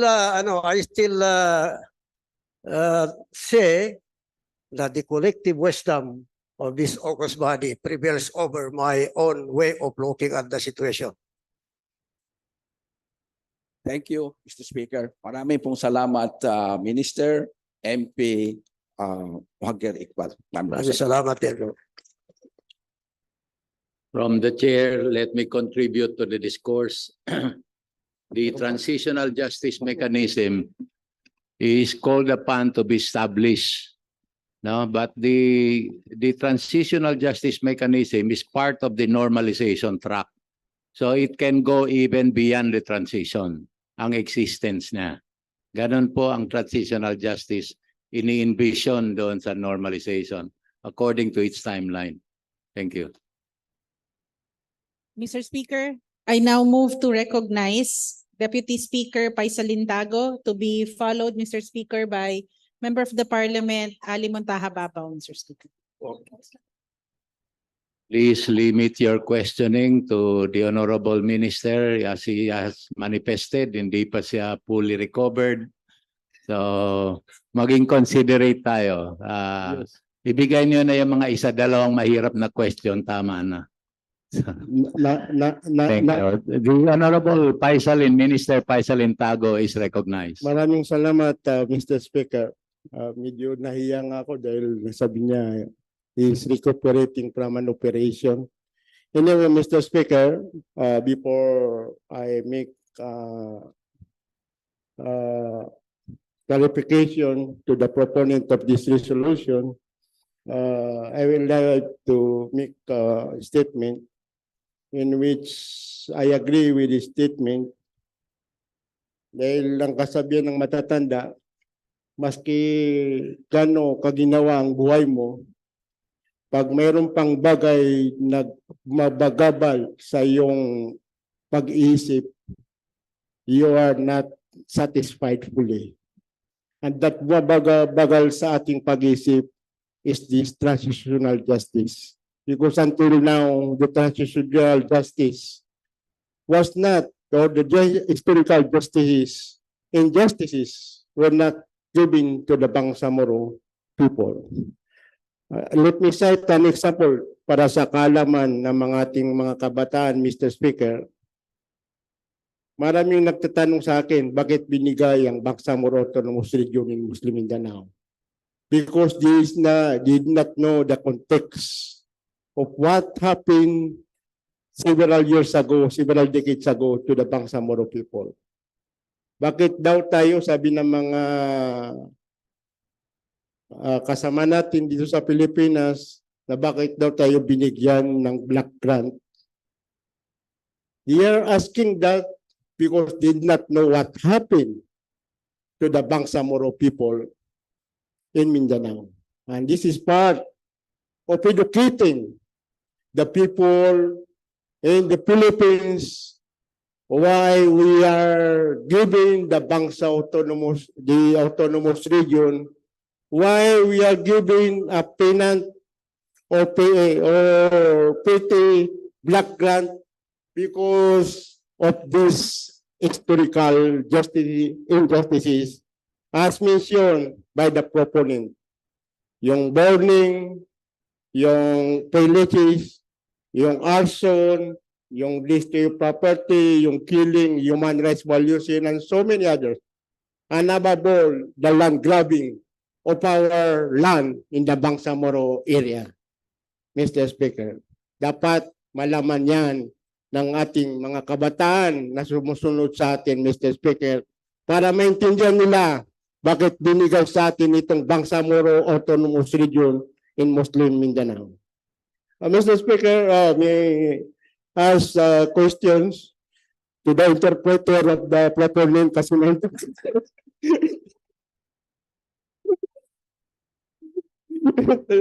interpreter sila. This is very urgent. And as I said, Mr. Speaker, there is a provision in our Bangsamoro Organic Law which speaks of the transitional justice. The Parliament shall enact a mechanism for transitional justice. Mr. Speaker, kung nagagawa pa na sa Article 9, Section 1 of the Bangsamoro Organic Law, 11054 speaks to the Parliament shall enact a transitional justice mechanism. Kung nagawa natin ito, iba yung sinasabi sa Bangsamoro Organic Law at iba rin itong gagawin ng Congress.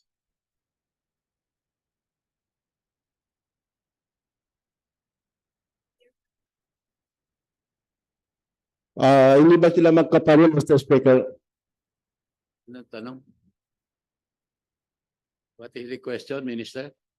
The provision in Bangsamoro Organic Law, sinasabi doon, the Parliament shall enact a transitional justice mechanism for the Assembly. How is it differentiated from this, what we are asking to the Congress or to the President of the Philippines?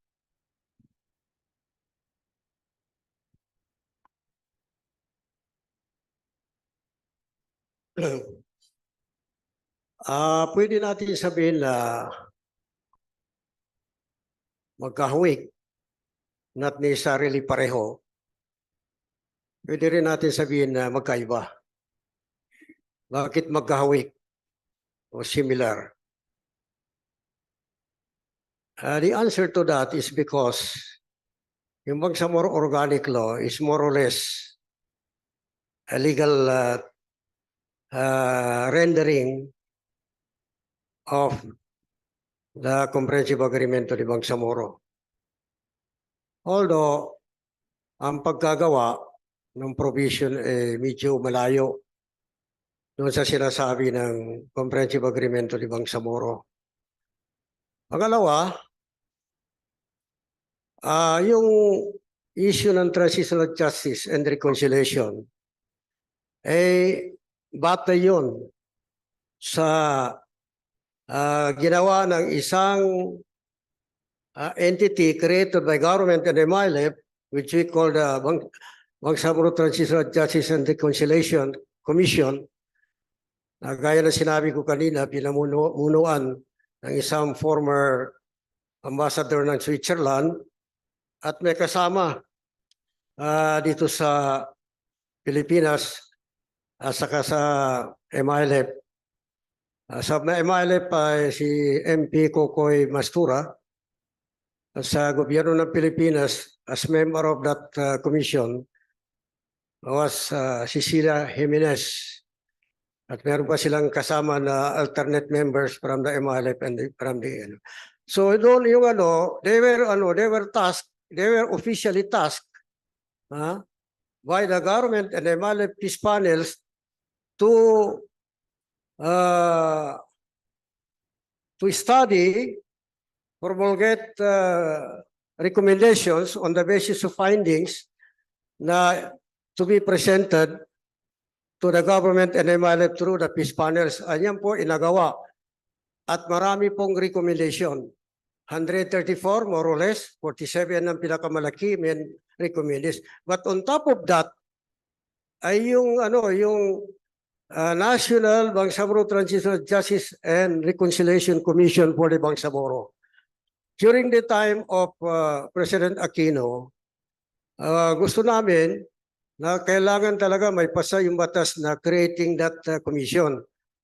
Pero dahil siguro na kinulang ang oras at saka iba siguro ang pananaw ng gobyerno, ang ginawa ni President Aquino ay nilodge niya sa various agencies ng government.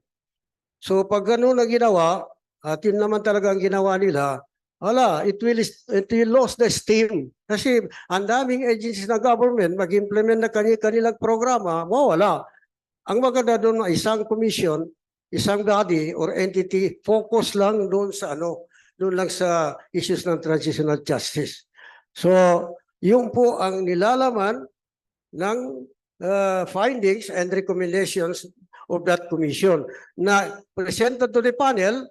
Wala naman angal ang gobyerno, wala naman angal ang MILF, so meaning it can be presumed na talagang endorse ng government panel as a MILF panel na implementation, pero in-implement ng gobyerno ng Pilipinas. So, yun ang isang ang pagkakaiba as conceptualized, isa lang ang yung commission, national lang, wala nang regional. Why? Ang pinaka-importanting dahilan yan, gaya ng sinabi ko kanina, 90% of this massive land grabbing, violations of human rights, etc., were committed outside of the BARM. So dito sa atin, mga 10% lang ang nandito. Although I am not saying na hindi importante yung TGR Commission dito sa BARM na yan, pwede natin i-createan. Pero kahit na yung halimbawa magtrabaho yan, 100%, pero 90% di pa rin ma-address. So yan ang pagkakaiba. I began to understand now, Mr. Speaker, the distinctions made by the proponent. Kaya hindi mo natin dito gawin kasi 10%, 19% sa outside of the BARM areas, in which I agree. Because if I'm a student of history, Mr. Speaker, the Palimbang, the Manili in Carmen, the Tacob massacres, the other massacres in Zamboanga Peninsula, and Davao, where they are both outside the BARM. The land grabbing, not to mention the land grabbing that was done, it was done outside the BARM. So necessarily, Mr. Speaker, this resolution must be supported, and of course, it is supported by all. So mayroon lang akong amendments if the sponsor will agree. Can we put that the President will certify as urgent the transition bill that is supposed to be filed by the Congress, certify it as urgent so that in order that the Congress of the Philippines, both the House of Congress and the House of Senate, the House of Representatives and the House of Senate will see it as an urgent bid coming from the President of the Republic of the Philippines. If the authors will agree. Yun lang, Mr. Speaker. We'll make in due time. We'll make amendments in due time. That's all. Maraming salamat, Mr. Speaker. MP Babaw wishes to be recognized, Mr. Speaker. The Honorable Gentleman, MP Babaw, is recognized. Thank you very much, Mr. Presiding Officer, the Honorable Speaker, the floor leader, and all the members of this Parliament. Assalamu alaikum wa rahmatullahi wa barakatuh. Well, I really decided to say something about this resolution, although I am supporting it, because this is very, very important, Mr. Speaker, Mr. Presiding Officer. Now, I have in mind to ask some questions because you're talking of this transitional justice and reconciliation. As if we're talking of apology, reparation, human rights violation, and other things needed to implement it. Mr. Speaker, I remember when the Americans early last year returned the Banana Bells, they illegally get in Leyte. So I remember also, because we have this thing, we have also made some actions for us to strongly demand the United States of America to return also the Quran they have illegally got from our masjid in the Bayang Lanao del Sur. It's a very big Quran. Nandun ngayon sa Amerika, sa kanilang museum. Now, may I ask the proponent, Mr. Speaker, about this statement of claiming that we are illegally annexed. Mindanao and Sulu was illegally annexed to the territories identified under the 1935 Constitution. So, am I correct with that statement you have, Mr. Proponent?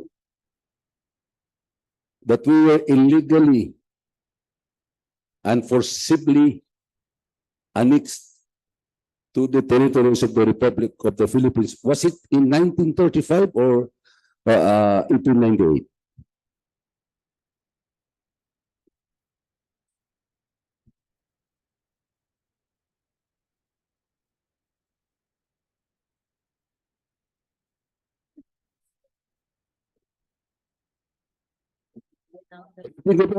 Kasi sabi niyo kanina yung tayo ay illegally annexed or forcibly annexed by the in the Philippine territory, yung Mindanao and Sulu. Pero sabi tayong isinali sa Republic of the Philippines. Was it in 1898 or in 1935? Because if it was in 1898, that was the signing of the Treaty of Paris in 1898, December 13. So most probably 1935 ito, Mr. Speaker. Can I now respond? Yes. Okay. Thank you very much. I was informed that there are two important points from the statement of the Honorable MP Pope Tago, and that's about the certification and about the TGR Commission sa BARB. Sagutin ko muna yung una. If I got it right, hindi natin ipapasa, hindi tayo mag-introduce ng bill creating that commission dito sa BARB. Ang sagot ko dyan ay, as far as I'm concerned, hindi ko pwede pangungunahan ng speaker, deputy speakers at tayong lahat.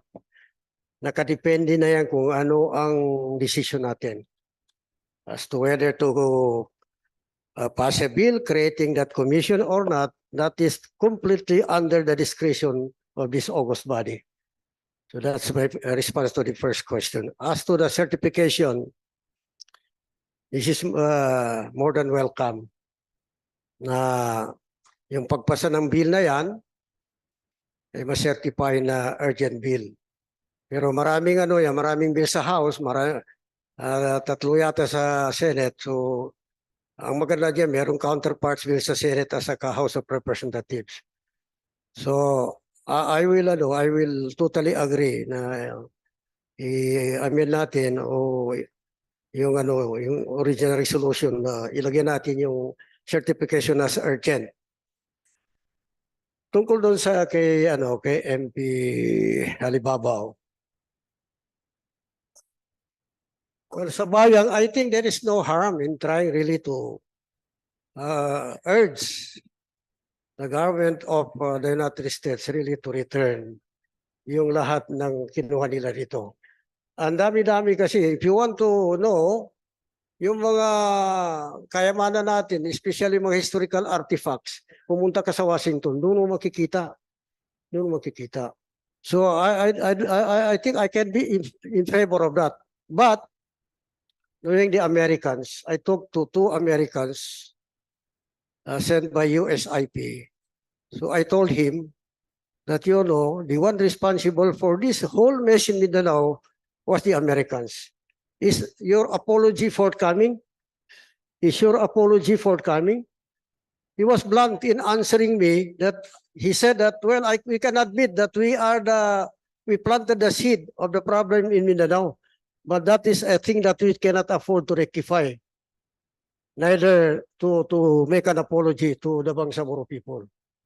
As to doon sa tinasabi na illegal and immoral annexation of Mindanao, hindi ko salita yan. That was taken from the book written by the late Salamat Hashim, yung guideline to Bangsamoro Mujahid. Ang sinabi niya, Mindanao and Sulu was illegally and immorally annexed to the government of the Republic of the Philippines.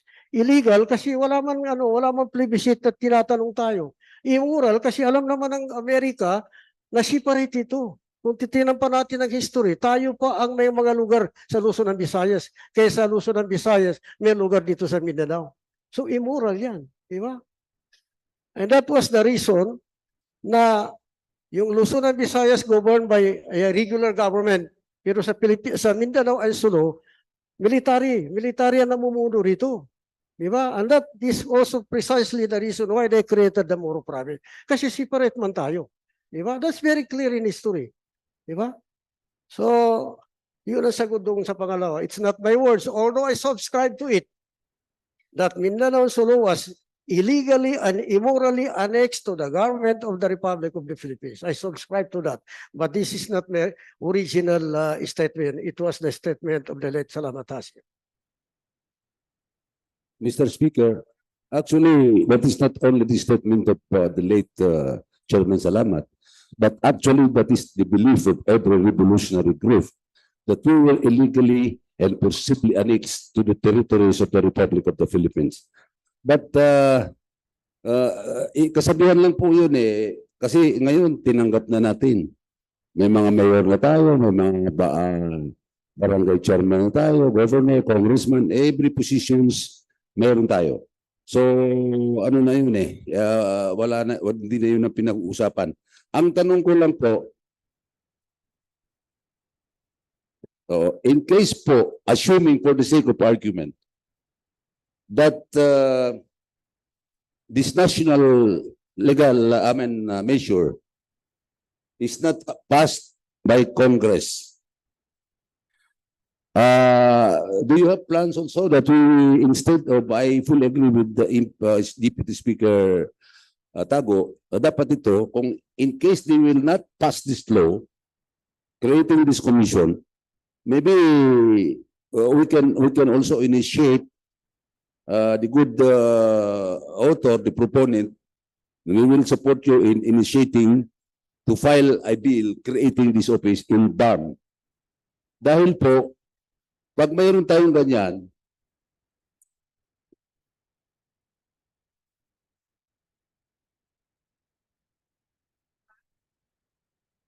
excuse na ba ako? well, actually, this will be my last question, Mr. My immediate assistants can answer the question. Kasi alam ko situation, I'm very, very sorry. ang tanong ko lang po, kasi meron tayo sa 11054, yung Bangsamoro Communities Outside Farm. Now, this office was created by virtue of 11054.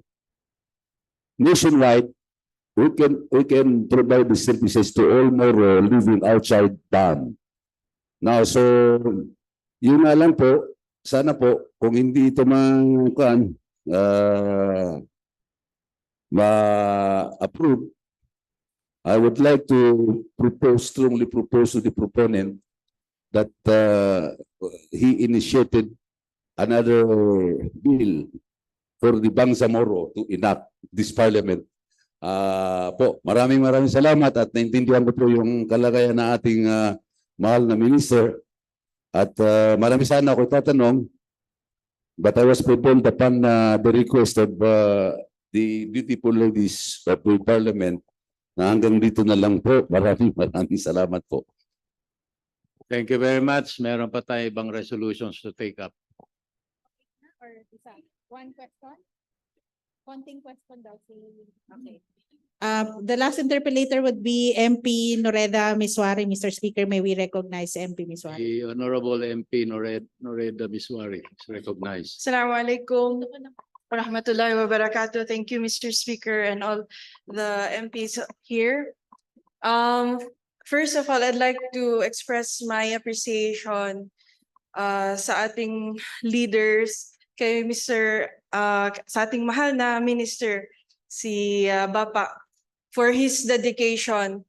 Alam po natin na marami sa ating tagapakinig at taga-subaybay ay mga kabataan. And napakaganda po ng discussion natin dahil marami po sa ating mga kabataan bago sa kanila yung sinasabing transitional justice. So this is very educational for them. So I really appreciate po yung dedication ni Bapa kasi bago lang po siya na operahan and he's still under recovery. Parang I was reminded of my father's dedication sa bangsa natin. So supposedly may question po ako, if ever okay lang po, so I'll just ask, if ever maipasa nga po itong Transitional Justice Commission for the Bangsamoro, ano po ang pinaka-importanting issue na dapat nating i-prioritize? Ano ang kumbaga banner or urgent issue na dapat po talagang unahin nitong commission na ito? So yun lang po, maraming salamat. Assalamualaikum warahmatullahi wabarakatuh. Maraming salamat. The floor leader may answer in behalf of our minister. Mr. Speaker, I will not the floor leader, but I will take a shot at answering as one of the co-authors of the resolution with the permission of our colleague MP Noreda Miswari. Mr. Speaker, yung ating pong konsepto ng transitional justice sa Comprehensive Agreement on the Bangsamoro, tulad ng peace agreement ay comprehensive po. Meron po tayong in-identify na ilang aspeto na importanteng matutukan dahil po kung wala po tayong transitional justice framework, baka po ito ay makalimutan at makafocus doon sa mga traditionally pinupursu kapag merong peace negotiations. So nandito po yung pag-correct ng historical injustices, yung mga nabanggit po ni Minister Iqbal kanina.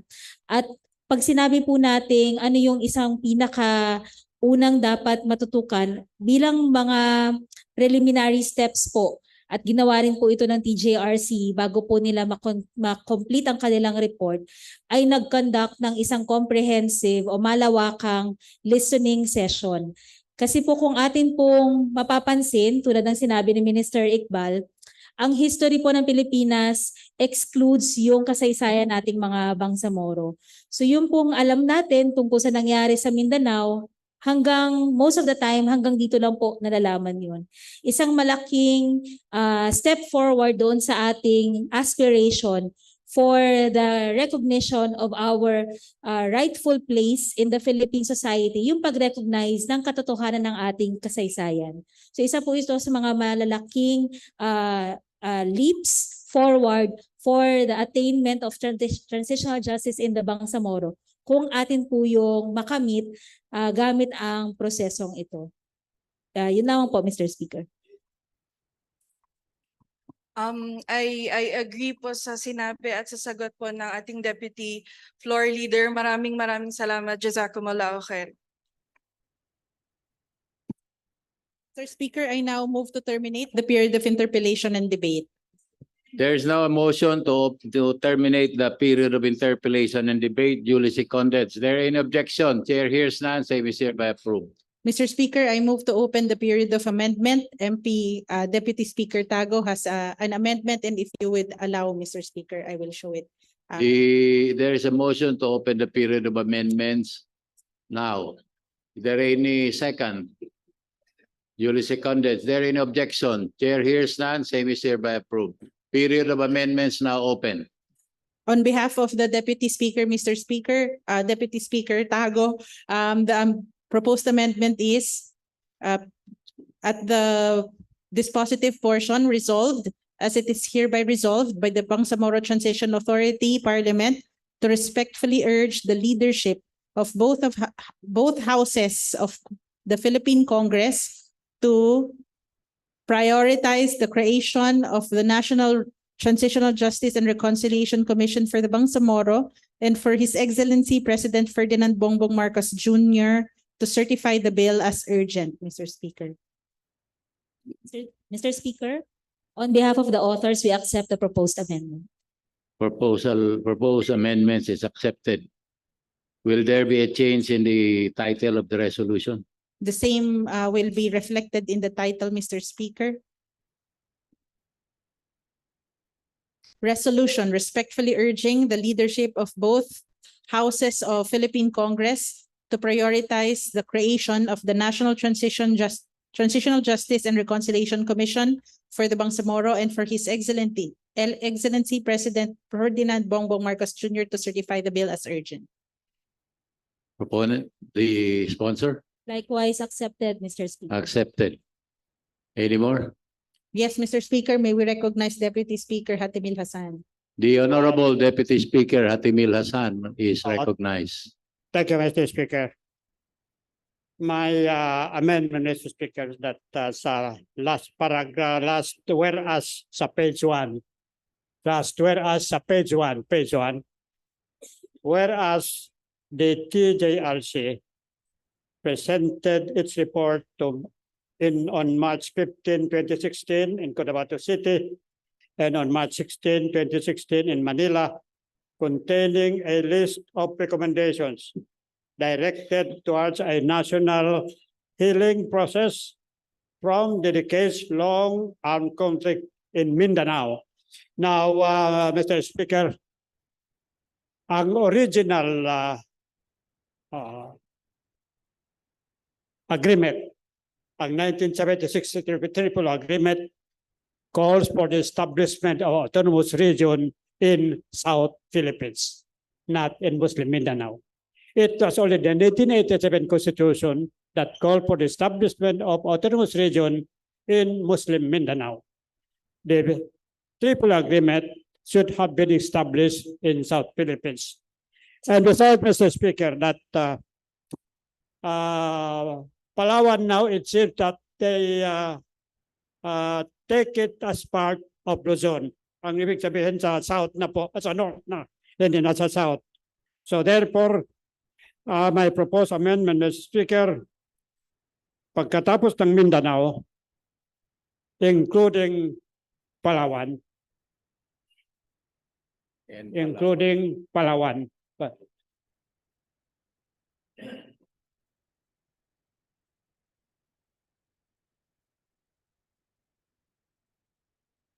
Mr. Speaker,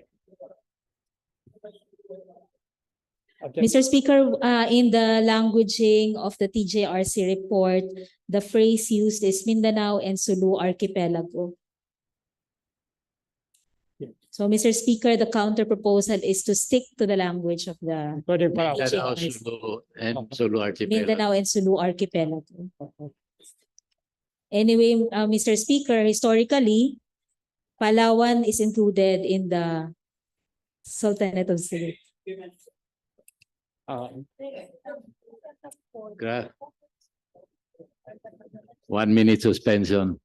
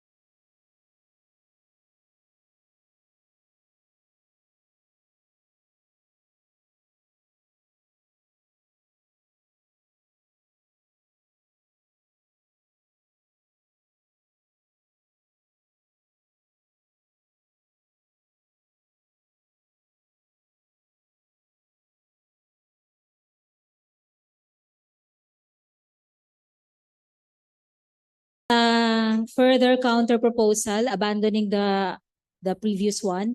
The proposal is to instead insert the enumeration of places in the first whereas clause so that it will read as follows: whereas the Bangsamoro and indigenous peoples in their ancestral homeland in Mindanao, the Sulu Archipelago, and Palawan have been enduring a recurring history of conflict, displacement, and struggle for self-determination. If the original proponent will allow. So,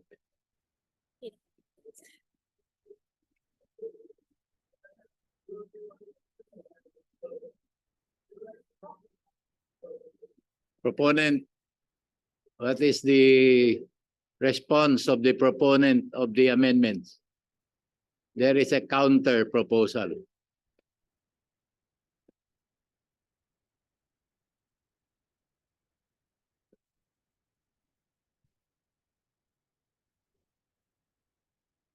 Yes, naka-resume na po tayo. Okay, thank you. Thank you very much. That been accepted. And You accept. I fully support this resolution. Thank you, Mr. Chair. Thank you. Floor leader.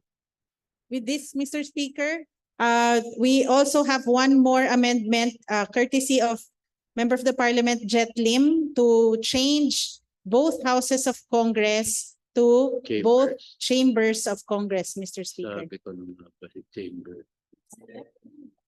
Houses naman upper and lower house.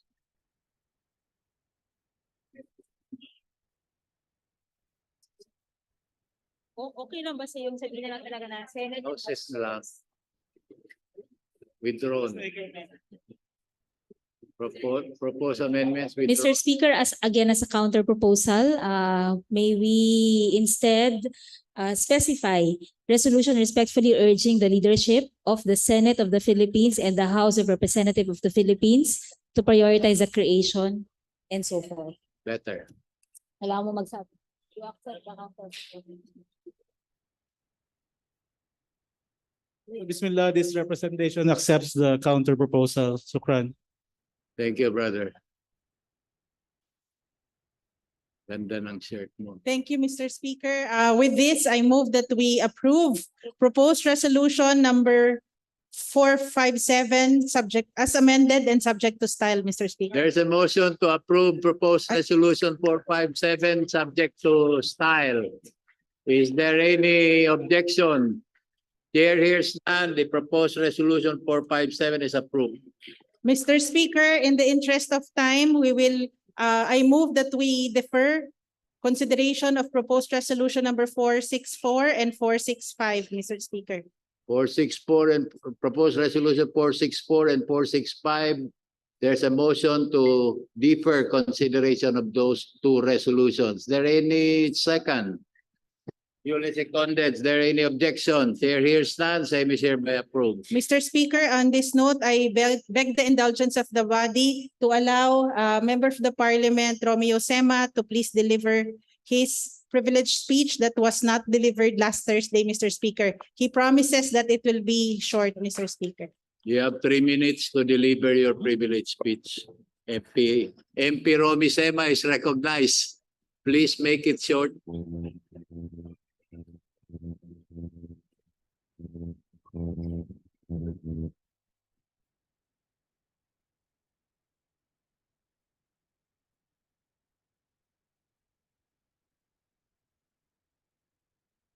Thank you, Mr. Speaker. Bismillahirrahmanirrahim. Assalamualaikum warahmatullahi ta'ala wabarakatuh. Honorable Chief Minister Ahud Balawag Ibrahim, Honorable Speaker of this Parliament, Attorney Ali Pangalian M. Balindong, Floor Leader, my fellow members of the Parliament, I am most privileged to have this platform of addressing everyone today regarding the recently held barangay and SK election in Barm. First of all, we are pleased to see that many of our Bangsamoro people have participated in this meaningful democratic process. Our active involvement manifests our sincerity to be part of the Bangsamoro government. by those who among the local leaders are most rightful and competent. This despite the challenges to our security. Although generally successful, our region was still not spared from incidents of violence, electoral frauds, vote buying, and compulsions. There were reports of election-related fraud and casualties prior to, during, and after the election period. We deeply lament these occurrences. This aspect of our electoral process necessitates our utmost attention and solution in the Parliament.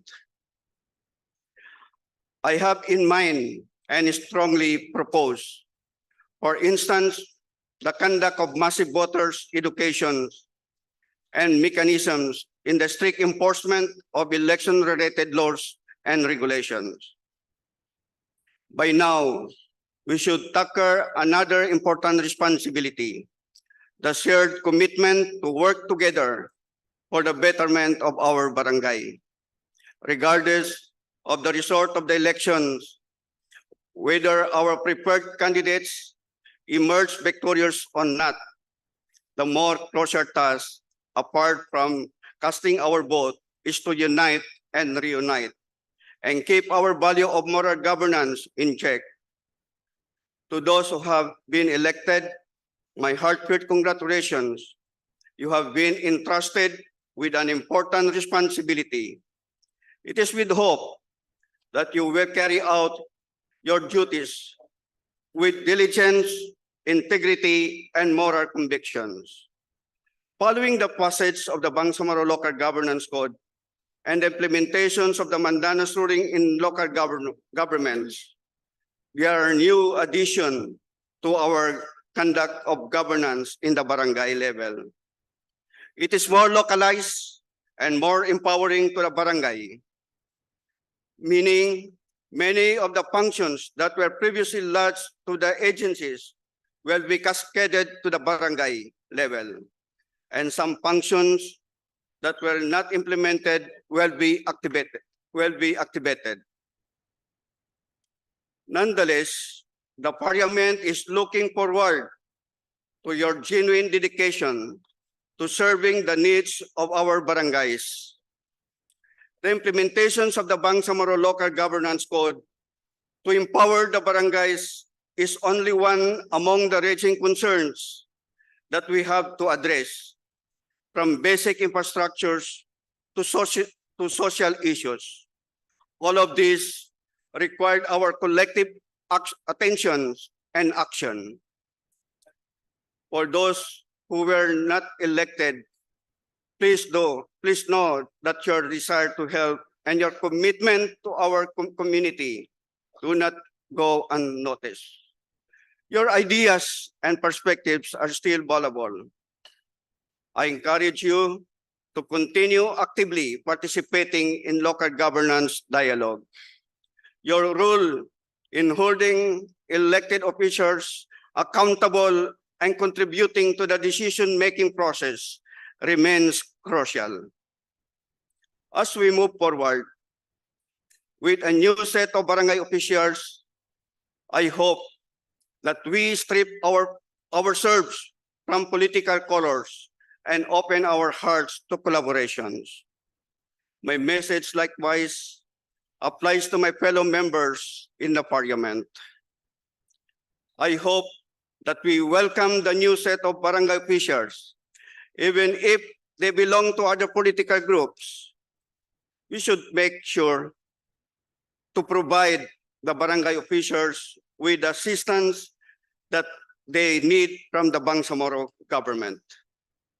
Lastly, we should extend our utmost efforts in capacitating the barangay officials with essential skills and technical know-how, especially with the implementations of our Bangsamoro Local Governance Code.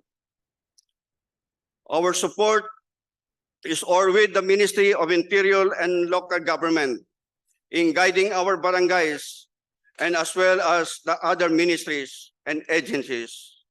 who will be devolving their functions to the barangays. I am inviting everyone from this parliament down to the barangay officers to become agents of change and reform. There is value in working together and putting first the welfare of our constituents before our own interests. This is, after all, our primary obligations as officers of the Bangsamoro region. More importantly, let the principle of moral governance guide our actions. We have to ensure that the benefits of progress are embedded in every member of our community. As I end, let us remember the conclusions of the barangay and the SK election is not the end of a journey, but only the beginning of our shared obligation. I invite the newly elected barangay officers to be part of the lofty ideas and advocacy of the Bangsamoro government. Today starts the day when you dedicate your mind and your heart for the Bangsamoro people. Mr. Speaker, I would like to end this speech by reminding everyone of the hadith of Imam Al-Bukhari that says, "Verily, the believers are like a structure. Each part strengthening the other. Let us bring back the spirit of brotherhood. Just when we just have started, asserting our rights towards self-determination, we will then united amidst different political appellations and organization. While the just concluded activity is only a simple political exercise for the basic foundations of our institution, let us not put to waste the gain of asserting our democratic rights, which was considered one of the trophies born out of sacrifice by our mujahideen and mujahidat decades ago. Wabillahi taufiq wal hidayah. Wassalamualaikum warahmatullahi taala wabarakatuh. Floor leader. Thank you for that privileged speech, Member of the Parliament, Miosema. We now move on to unfinished business, Committee Report number 48 on BTA Parliament Bill number 31, entitled an act creating the Bangsamoro Institute for Higher Islamic Studies, repealing Muslim Mindanao Act, Autonomy Act number 164, otherwise known as the Regional Madrasa Graduate Education Act of 2003, providing funds therefore and for other purposes authored by the government of the day. Mr. Speaker, the parliamentary status of this is we are in the period of amendments. May we recognize the principal author, Mr. Speaker, sponsor, Mr. Speaker, the chairperson of the Committee on Basic Higher and Technical Education, member of the Parliament, Eddie Ali, Mr. Speaker. A continuation of the period of amendments. Yes, Mr. Speaker. Thank you. We ended last time with at section 4, and now we begin with section 5. Mr. Speaker, the member. How many sections are there subject of amendments? Mr. Speaker, I am holding a matrix with 35 pages, Mr. Speaker, and I am on page 10, Mr. Speaker. You have 25 pages. Yes, Mr. Speaker, we will be quick, inshallah. Let's start now. Yes. So section 5, Mr. Speaker, there is an amendment from Member of the Parliament Ampatuan on page 3, line 10, to change the section number, transfer the institute at the beginning of the sentence of the first paragraph, delete an and of in the first sentence of the first paragraph, add a in the first sentence and services in the second sentence of the first paragraph as follows. Section 6, mandate. The institute shall be a specialized higher learning, which shall provide primarily baccalaureate and postgraduate degree programs. It shall promote instruction, advanced studies, research, extension services, and leading innovation in its areas of specialization. Page 3, line 14 to 15, second paragraph. delete Ministry of Basic, Higher and Technical Education and convert it to its acronym MBHTE. It will read as follows. The institute shall be under the direct supervision and regulatory powers of the MBHTE. There is also an amendment, proposed amendment from Member of the Parliament Michael Mintimbang to read Section 5 mandate. The Kuliya shall be an institute of specialized higher learning which shall provide primarily baccalaureate and postgraduate degree programs. It shall promote moral governance, instruction, advanced studies, research, extension, and leading innovation in its areas of specialization. Mr. Speaker. Mr. Speaker, accepted with modification. And may I read the modification? Please proceed. Section 6, mandate. The Kuliya shall be an institute of specialized higher learning which shall provide primarily baccalaureate and postgraduate degree programs. It shall promote instruction, advanced studies, research, extension services, and leading innovation in the areas of specialization. It shall also institutionalize moral governance that is inclusive and reflective of the aspiration and ideals of the Bangsamoro people. The Kuliya shall be under the direct supervision and regulatory powers of the MBHTE. Mr. Speaker, that is the modification, Mr. Speaker. Mr. Speaker, may we hear from the MPs who The submitted their original amendments? proponent of the amendments. What is your comment, MP Baintan? Thank you, Mr. Speaker. I have just one reservation with regards to replacing the institute with Kuliya, Mr. Speaker, because that was not the original intention of the bill, Mr. Speaker. Kasama ba ito, from the chair, kasama ba ito sa definition of terms? Kuliya, institute. Did we adopt in the definition of terms? Pardon me for my one, pero I just want to ask, is this included in the definition of terms? Yes, kasama siya sa definition. It is included in the definition of terms. Kuliya is defined in the... Kuliya is college, right? What is the meaning of Kuliya? College.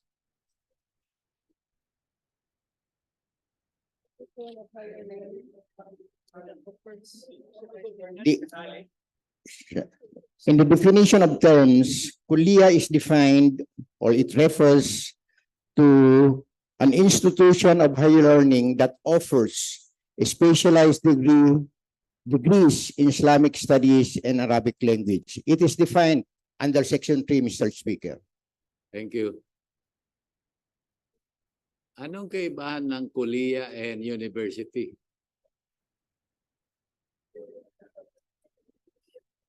Anyway, proceed with the discussion on the amendments. Yes. Mr. Speaker, the position of the proponent is to accept the same with modification, Mr. Speaker. What is the modification? It is in the one that was read just a while ago, in the fourth column.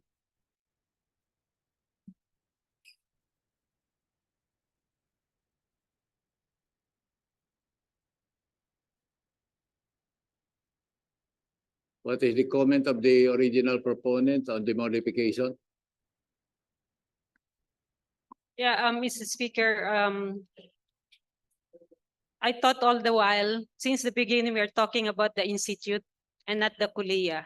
So that is my reservation, Mr. Speaker. May reservation yung original proponent ng amendment. Mr. Speaker, we are already done with the interpolation. And in the period of amendment, the Article 1, okay, we already have a stand on that, Mr. Speaker. Mr. Speaker, by the way, I'm not interpolating. I'm just stating my position with regards to this. Reacting to the counter, to the modification on the on the proposed amendment. That's not a period of interpolation. Thank you, Mr. Speaker. We move on to section 6. Hindi tayo resolve. Hindi yata settled. So what is the pleasure, Mr. Speaker, of the original proponent of the amendment? I will not ask the body to, I will not divide the House, but I'll manifest my reservation with regards to the replacement of the word institute into Kuliya. Thank Because you. that was not the original intention. That is duly noted, Mr. Speaker. Okay. MP Midtimbang? Okay. Okay na. Okay, thank you, Mr. Speaker. We now move on to section 6, the original section 6, powers as a corporate body. There's an amendment from MP Ampatuan to renumber the same as section 7. And from MP Ramos on page 3, line 16, underlined words were added to rephrase section 6 to read section 6, powers as a corporate body. The institute shall have the powers provided in this act and the general powers and capacity of a corporation set forth in the Republic Act 11232, otherwise known as the Revised Corporation Code of the Philippines. Mr. Speaker. Mr. Speaker, accepted with modification. The modification, Mr. Speaker, is read as Section 7, powers as a corporate body. The Kuliya shall have the powers provided in this act and the general powers of a corporation set forth in the Republic Act number 11232, otherwise known as the Revised Corporate Code of the Philippines. Question, is there no need to cite that specific provision? Is that enough to cite the Corporation Code of the Philippines only? Not even the section has been referred to. Can I answer that? Mr. Speaker, Yes, in please. almost laws on the creation of state colleges and universities, it is generally stated like that, Mr. Speaker. Maybe later on we can just research on the specific provision. Okay, thank you. Thank you, Mr. Speaker. Mr. Speaker,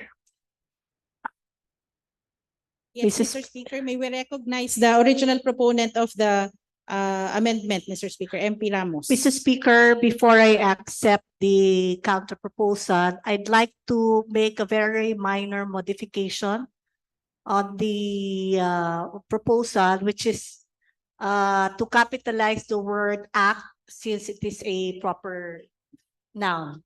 This act, A, should be capitalized.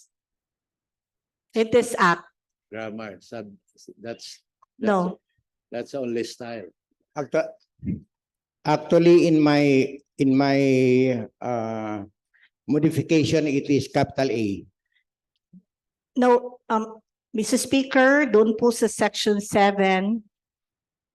Yan, in this act. Accepted, Mr. Speaker. Thank you, Mr. Speaker. Accepted. Thank you. Floor On leader. section 7, Mr. Speaker, original section 7, proposal from MP Ramos, page 3, line 21, to rephrase section 7 to read as section 7, Board of Trustees. A Board of Trustees, hereinafter referred to as the board, shall be created as the highest policy-making body of the institute. This board shall be composed of the following. There is also an amendment coming from MP Usman on page 3, line 34 to add letter J, representative from the private sector as member.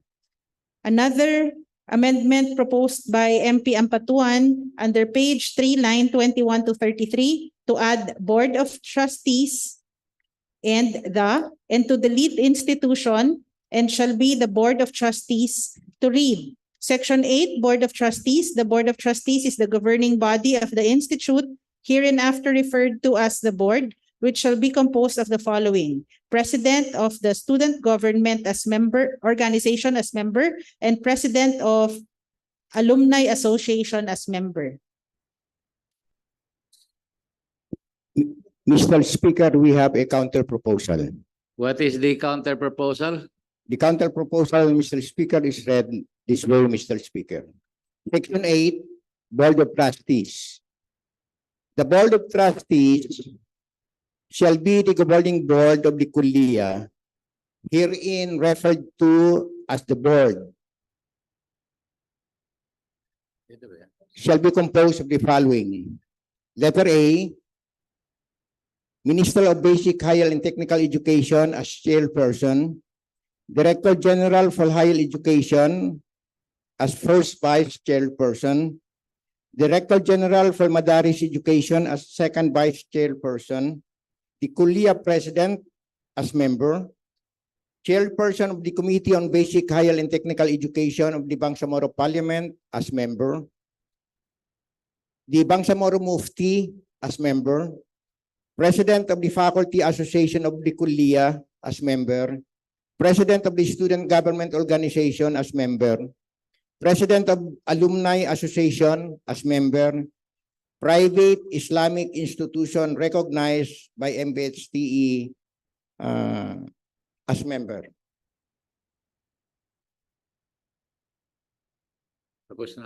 May we hear from the, Mr. Speaker, may we hear from the original proponents of the amendment, starting with MP Ampatuan. What is your comment, original proposal? Thank you, Mr. Speaker. Just the same, because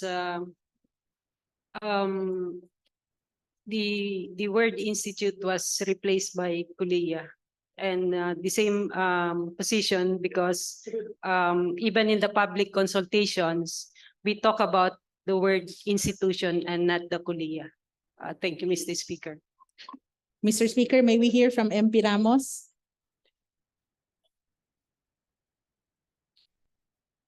Mr. Chair, I accept the counter proposal. Thank you. Proceed, Mr. Speaker. Yes, please proceed. There's a section 8, original section 8, proposal from MP Ampatuan on page 3, line 38 to 39. Letter A, formulate and adopt policies and measures for the management and operation of the institute. Page 4, line 2 to 4, under letter B, delete to and sums, add funds in letter C. To read as letter C, receive and appropriate all funds as may be provided for the support of the institute in the manner it may determine in its discretion to carry out the purposes and functions of the institute with full transparency and accountability. On page 4, line 9, page 4, line 8 to 12, to add benefit. Letter D, receive in trust, legacies, gifts, and donations of real and personal property of all kinds, to administer and dispose the same when necessary for the benefit of the institute, subject to limitations, directions, and instructions of the donors, if any. Such donations shall be exempt from all taxes and shall be considered as deductible items from the income tax of the donors. On page 4, line 37 to 39, letter E, fix the tuition fees and other necessary school charges, such as but not limited to matriculation fees, graduation fees, and laboratory fees, as the respective boards may deem proper to impose after due consultation with the involved sectors. Page 4, line 43, add therefrom. Page 4, line 49, add board. Page 5, line 6, add board. Page 5, line 10, adopt and implement a socialized scheme of tuition and school fees for greater access to poor but deserving students. Page 5, line 13, add institute, Mr. Speaker. Secretary, pakitaas naman yung mga binabasa, dapat sumusunod tayo. Napako tayo page 4, line 9, page 4, line 8 to 12. And then amendment from MP Loong on page 5, line 13, section 8, item L, current item M, change professional to professorial.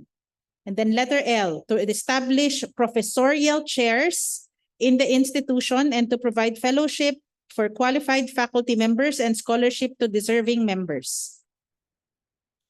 That's all for this section, Mr. Speaker, and that is the last set of amendments as proposed. Okay. Mr. Speaker, for Section 9, powers and duties of the board. For the amendment of MP Ampatuan to include letter A, it is accepted, Mr. Speaker.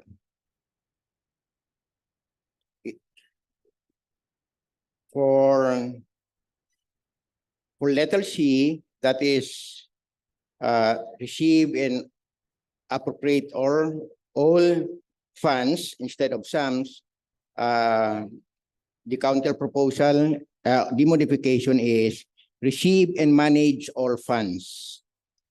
For letter D, benefit is accepted. That is part of the amendment of MP Ampatuan.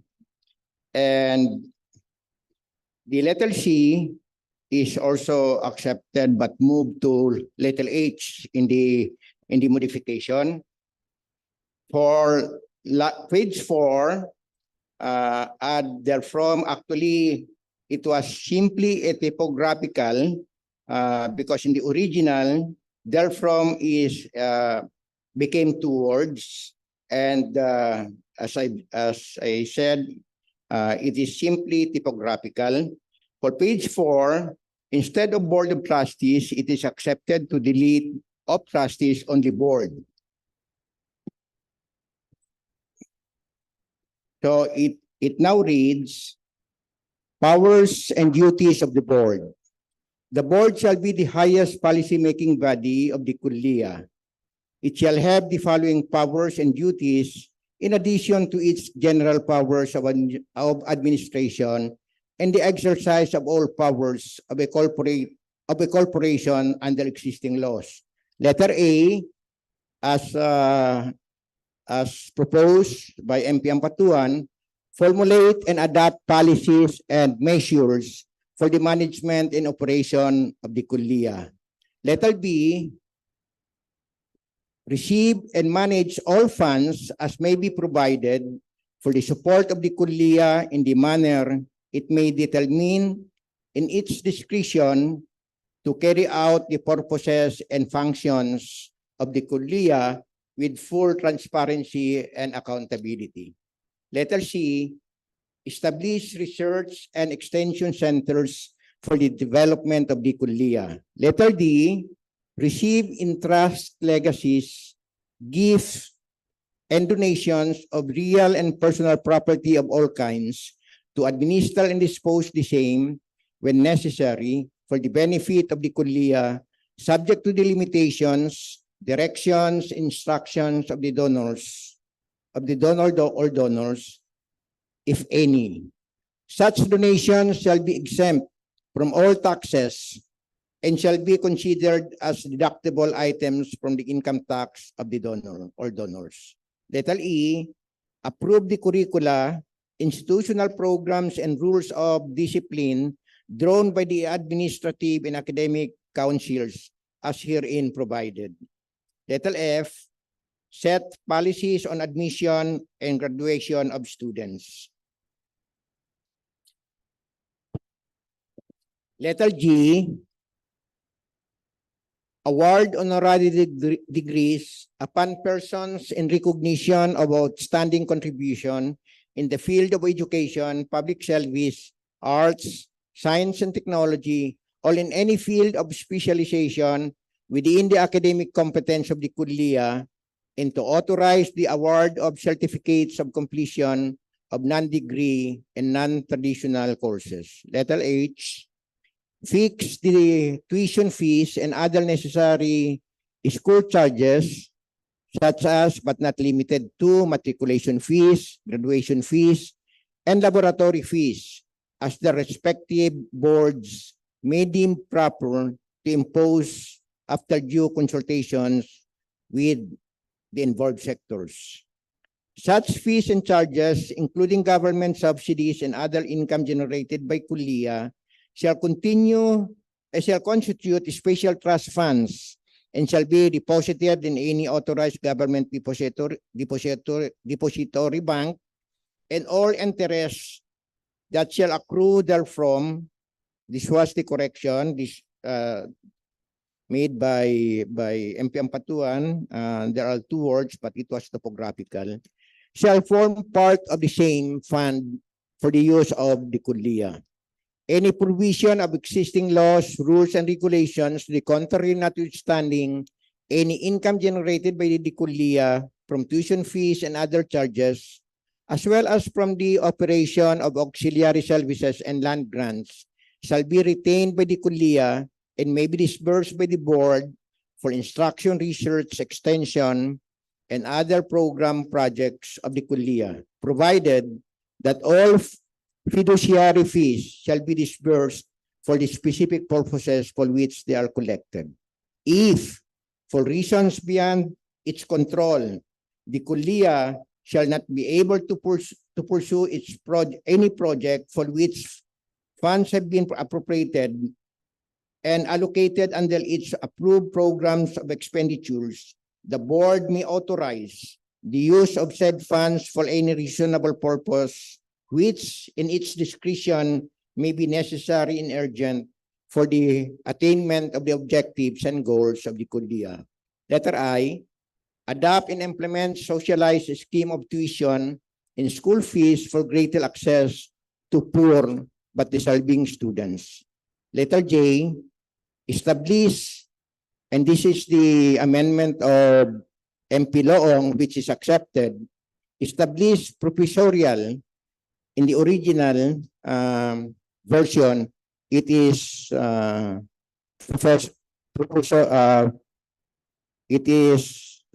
professional jails. It should be professorial jails as amended by MP Loong, which is accepted, and it is now read as establish professorial jails in the Kuliya and to provide fellowship for qualified faculty members and fellowship to deserving students. Mr. Sponsor. Yes. Interjection. You have been reading long provisions. Yes, Is Mr. Speaker. that a new amendments or are you just reading the entire provision incorporating one or two words? Actually, Mr. Speaker, this is a reiteration of the original version, but there were some amendments made. That's why the action of the for brevity and to save on time, we will just go mention what is the word or words that was inserted to the provision. You need not read the entire provision repeatedly. Okay, thank you. Noted, Please, Mr. Speaker. Please proceed.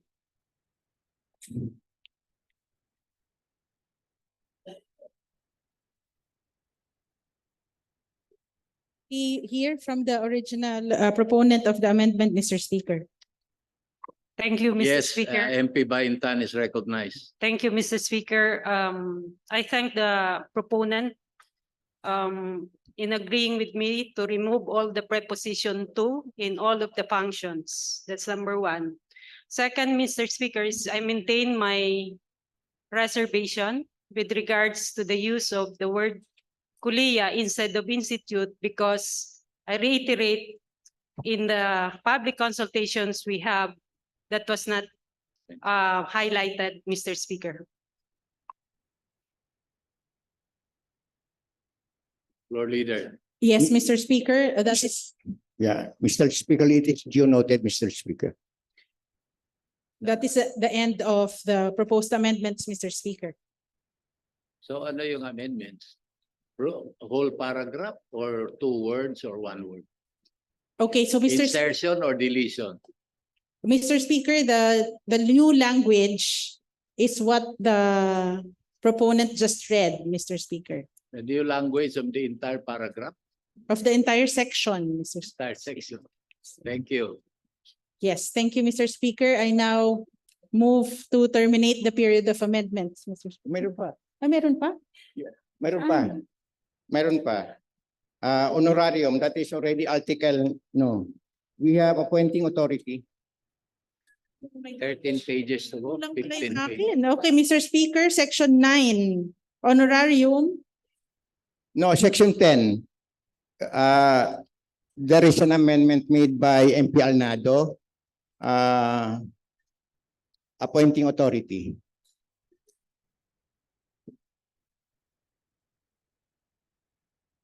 Meron pa po? Anong page? Meron ka? It was 22.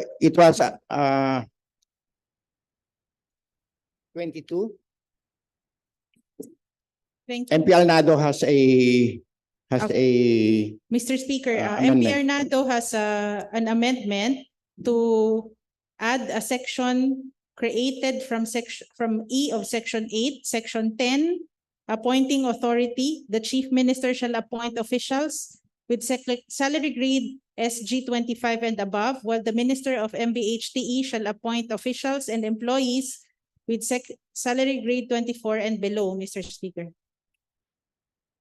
Accepted naman yan lahat, no? That's accepted, no?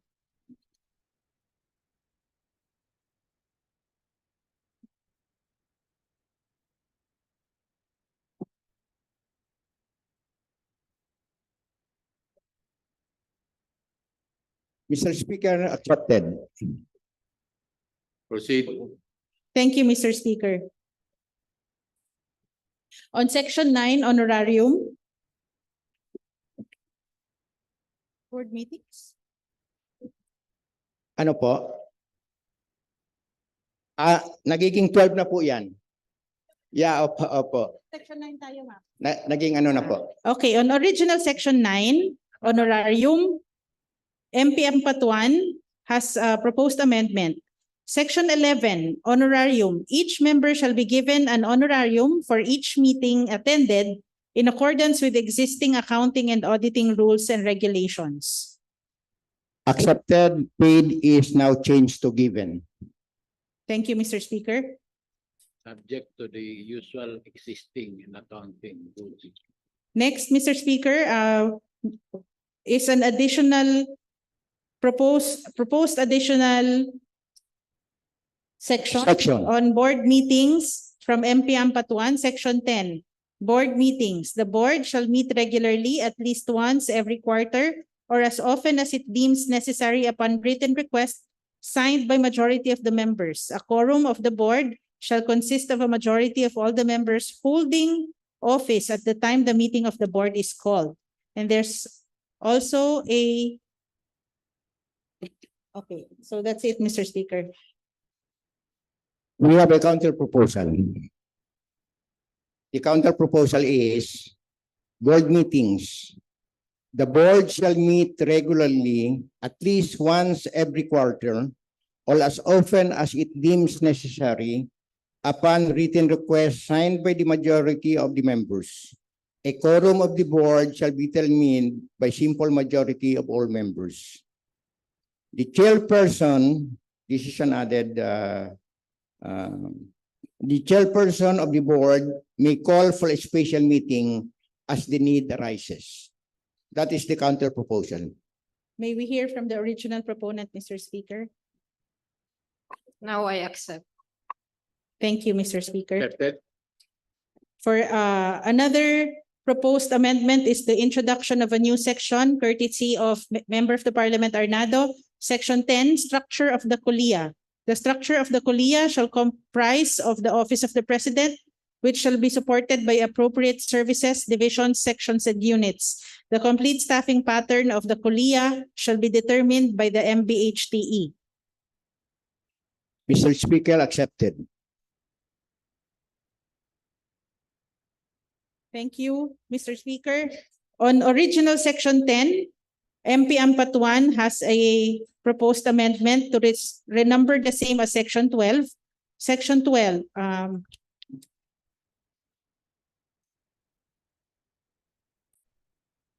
Office of the President. The structure of the institute shall comprise of the Office of the President, which shall be supported by appropriate services, divisions, sections, and units. The head of the institute shall hold the position of president with a salary grade of 26. The administration of the institute is vested in the president who shall render full-time service. So, We do not accept.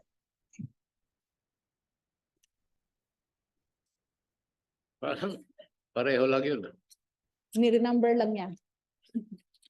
Okay, so Member of the Parliament Arnado, on page 6, line 13 to 17, Office of the President, the head of the Kuliya shall hold the position of President with a salary grade of 26. The President shall be in charge with the administration of the Kuliya, who shall render full-time service. MP Ramos also has a proposed amendment on page 6, line 13 to 17 to rephrase Section 10 to read as follows. Section 10, Office of the President. The structure of the institute shall comprise of the Office of the President, which shall be supported by appropriate services, divisions, sections, and units. The head of the institute shall hold the position of salary grade of President with a salary grade of 26. The administration of the institute is vested in the President, who shall render full-time service. The President shall serve as the Chief Executive Officer, responsible for the Institute's overall management for upholding the university standards in terms of instruction, research, and extension. He may exercise other powers and functions as may be authorized by the Board. For the amendment proposed by MP Arnado, accepted with modification. It now reads, Section 14, Office of the President. The Kuliya shall be headed by the President, who shall be in charge in the overall administration of the institution on a full-time basis. The Office of the President shall hold a salary, shall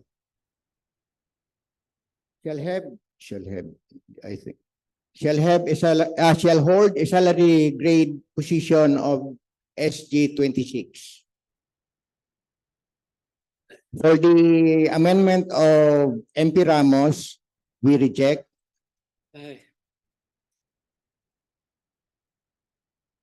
MP Ramos? Okay, that's okay with MP Ramos. Thank you. On original Section 11, MP Ampatuan has the following amendment. Page 6, line 20, first paragraph, delete of trustees and renumber to Section 13. On page 6, line 27, paragraph 3, last sentence, add that. For MP Ramos, the proposed amendment is to rephrase the new provision as Section 11 to read as manner of election and appointment of the President. 6 months before the expiration of the term of the incumbent President, the Board shall create a search committee for the nomination of the next President. The search committee shall submit at least 3 nominees to the Board. If the latter is satisfied with the nominees, it shall transmit it at least 1 month before the expiration of the term of the incumbent President to the Chief Minister for the issuance of appointment of the Institute's President. The term of office for the President shall be 4 years and shall be eligible for reappointment for another term, provided no President shall serve for more than 2 terms. Mr. Speaker, both amendments are accepted with modification. It now reads, Section 15, manner of elections and appointment of the President.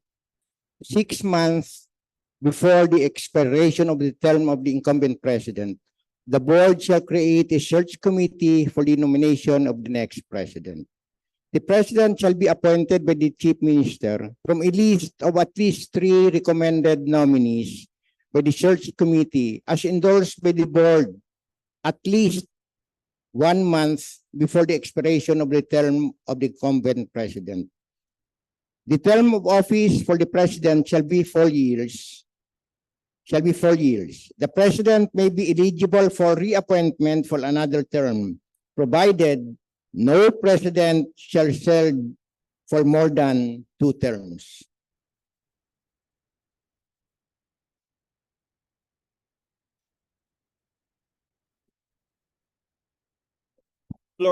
Thank you, Mr. Speaker. May we hear from the original proponent?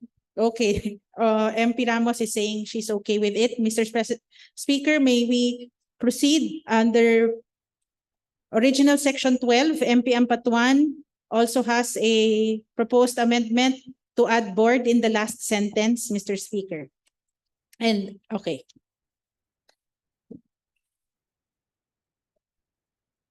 Mr. Speaker, we have a counter proposal.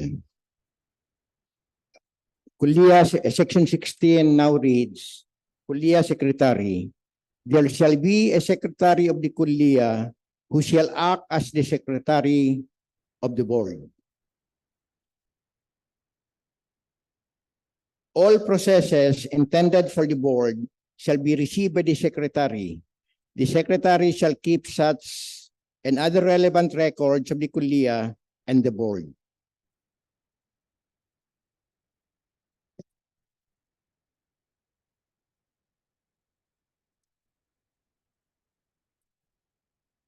Yun na po. Yun na po. May we hear from the proposed original proponent? Mr. Speaker, same manifestation as earlier About said. Kuliya. So about the Kuliya. Thank you. You have a continuing manifestation on the word kuliya. Thank you. Mr. Speaker, on the original Section 13, MP Lorena has a proposal to amend the same to read. Section 13, Institute Treasurer. The Treasurer shall be appointed by the Chairperson of the Board. We have, Mr. Speaker, we have a counter proposal to delete that section. The treasurer is already included in the authority of the MBHTE in its staffing pattern, Mr. Speaker. So there's no need for that for that section, Mr. Speaker. So it is deleted. Section 13 is now deleted. You reject the proposed amendment by Attorney Lorena. Duly noted. Thank you, Mr. Speaker. Aside from rejecting the same, I think the counter proposal is really to delete it. Next, on original Section 14, Academic Council, MP Apantuan has an amendment to renumber it as Section 16, and MP Ramos to rephrase Section 14 to read as follows. Academic Council, there shall be created an Academic Council, hereinafter referred to as Council, composed of the President, who shall act as the Chairperson, and all academic staff with the rank of at least an assistant professor as members.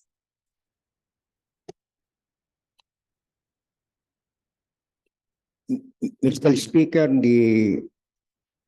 we accept MP Ramos' amendment with modification, and now it reads Section 17. Section 14 is now Section 17, Academic Council. There shall be created an Academic Council, herein referred to as the Council, to be composed of the President of the Kuliya as Chairperson, and all academic staff with the rank of at least Assistant Professor as members. Leader. Thank you, Mr. Speaker. On original Section 15, Powers and Duties of the Academic Council, Member of the Parliament Ampatuan has the following proposed amendments. On Section 17, Powers and Duties of Academic Council, letter A, review instead of act, review and recommend the curricular offerings and rules of discipline of the institute, subject to the approval of the board.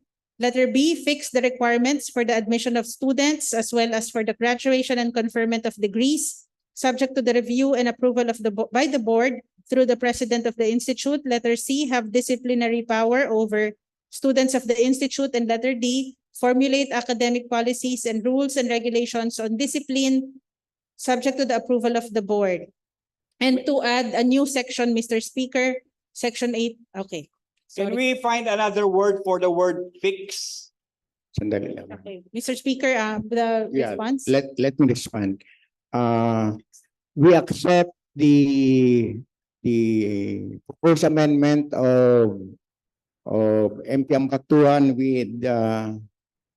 with counter proposal. Yeah. First, we add. One is letter A. We added an act. We added act as an advisory body for academics and programs. That was included. Then the amendment of MP Ampatuan is accepted, except of the word Kulia. It now reads, review and recommend the curricular offerings of the Kulia subject to the approval of the board. The proposal of the speaker on the word fix, okay, we can change that to set, if it is okay with the speaker. Set the requirements. Secretariat, that should be set the requirements instead of fix.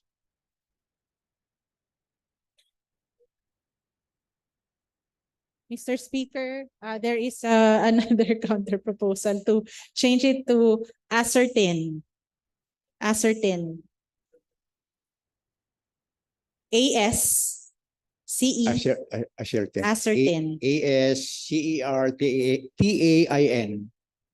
A-S-C-E-R-T-A-I-N. Ascertain the requirements. Set na lang, mas mahirap yung spelling. Mas ano pa? Mas simple yung set kaysa yung ascertain. Okay? We reject ascertain. We retain set. Set. Okay, Mr. Speaker. Set, Mr. Speaker. Any comment from our original proponent, Mr. Speaker? And also have. No, it is no exercise. Okay. Actually, wala naman talagang comment doon eh. Except to remove the word, the Lord Leader? preposition to. Lord Leader, can we find a way to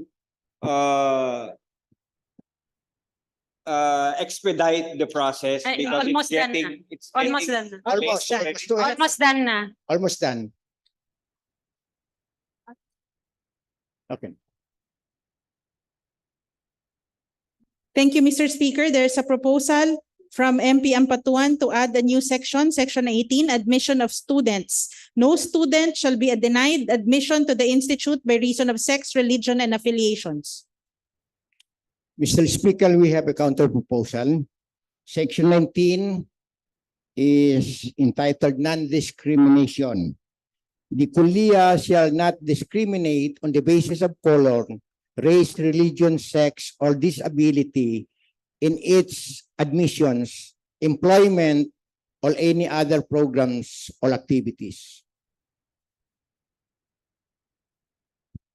May we hear from the original proponent, Mr. Speaker?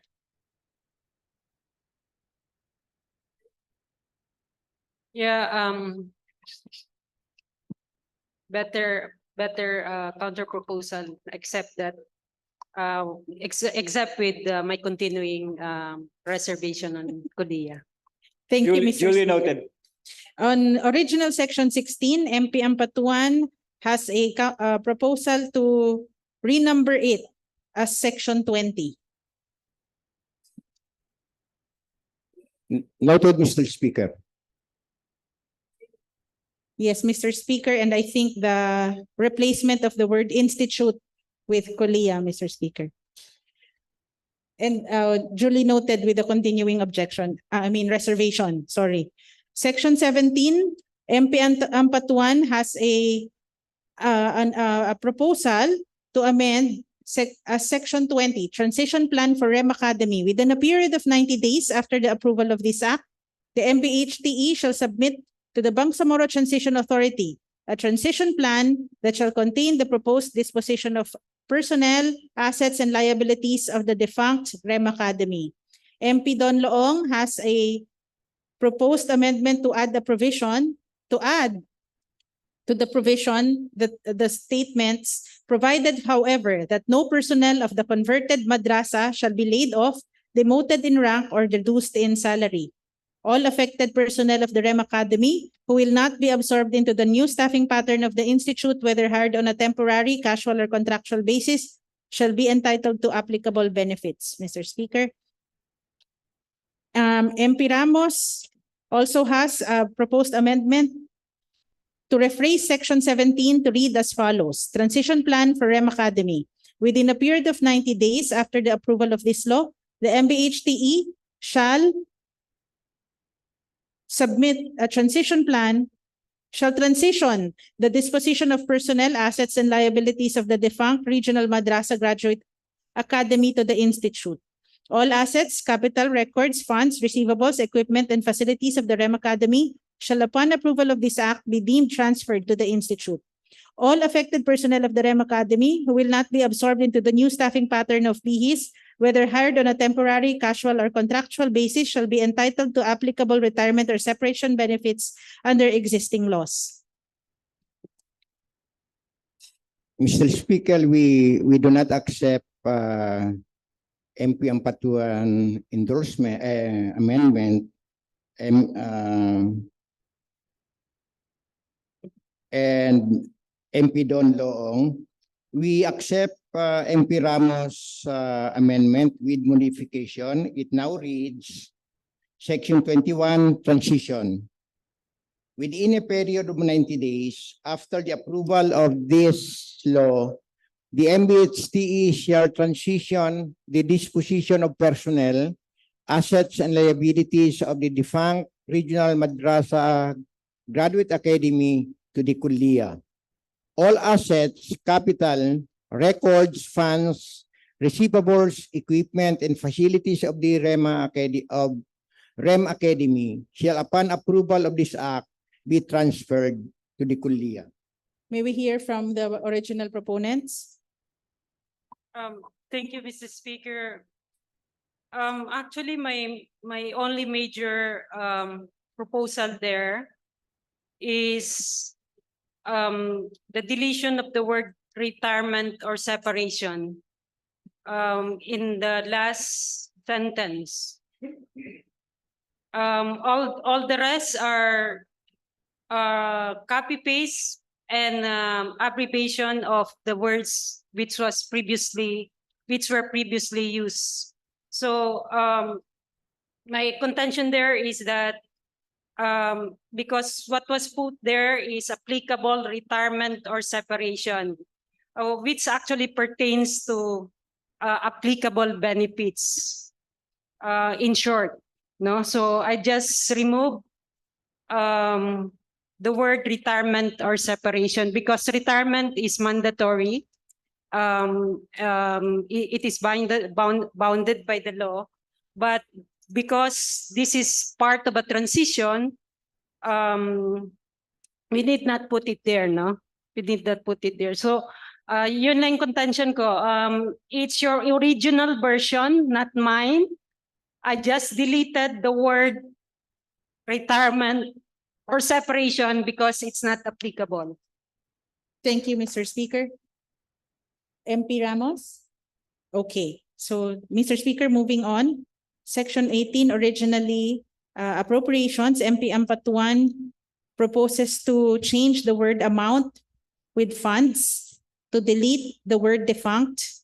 And then MP Don Loong proposes to change Act of the Bangsamoro to of the MBHTE of the BARM. And MP Ramos proposes the amendment to read as follows, Section 18 Appropriations. The Institute, through the Board, shall receive its allotted share in the General Annual Appropriations Act of the Bangsamoro or GAAB directly. The amount necessary for the initial implementation of this act shall be charged against the current year's appropriations of the defunct REM Academy. Thereafter, the amount necessary for the continued operation and maintenance of the Institute shall be included in the General Annual Appropriations Act of the Bangsamoro or GAAB. Mr. Speaker, we don't accept MP Ampatuan's amendment. We accept MP Don Loong with modification, and it now reads appropriations. The amount necessary for the initial implementation of this act shall be charged against the current year's appropriation of the defunct REM Academy. Thereafter, the amount necessary for the continued operation and maintenance of the Kuliya shall be included in the appropriations for the MBHTE under the General Appropriations Act of the BARM. Mr. Speaker, any response from the original proponents?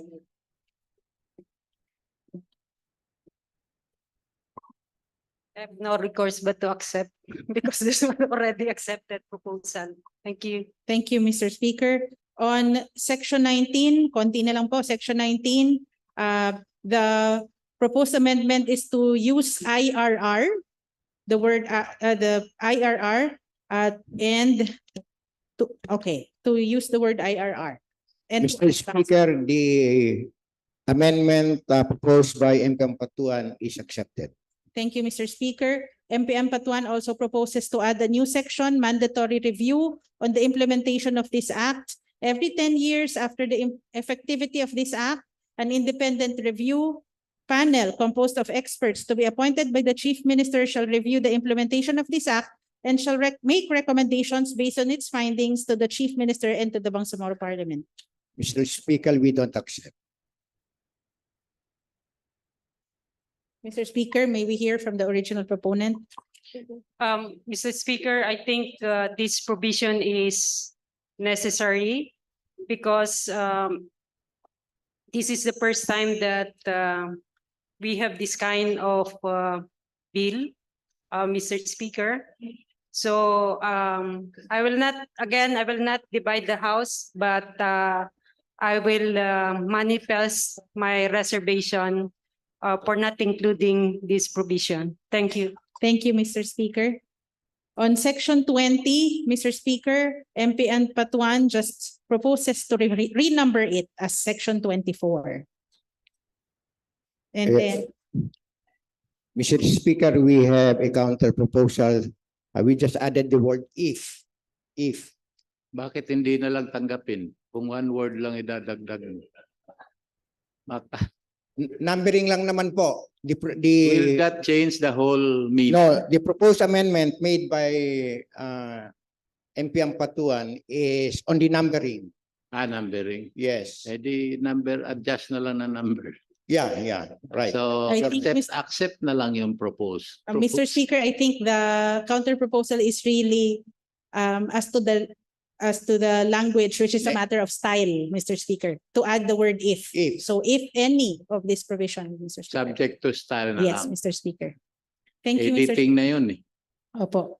On Section 21, repealing clause, MPM Patuan has the only proposal, Mr. Speaker, is to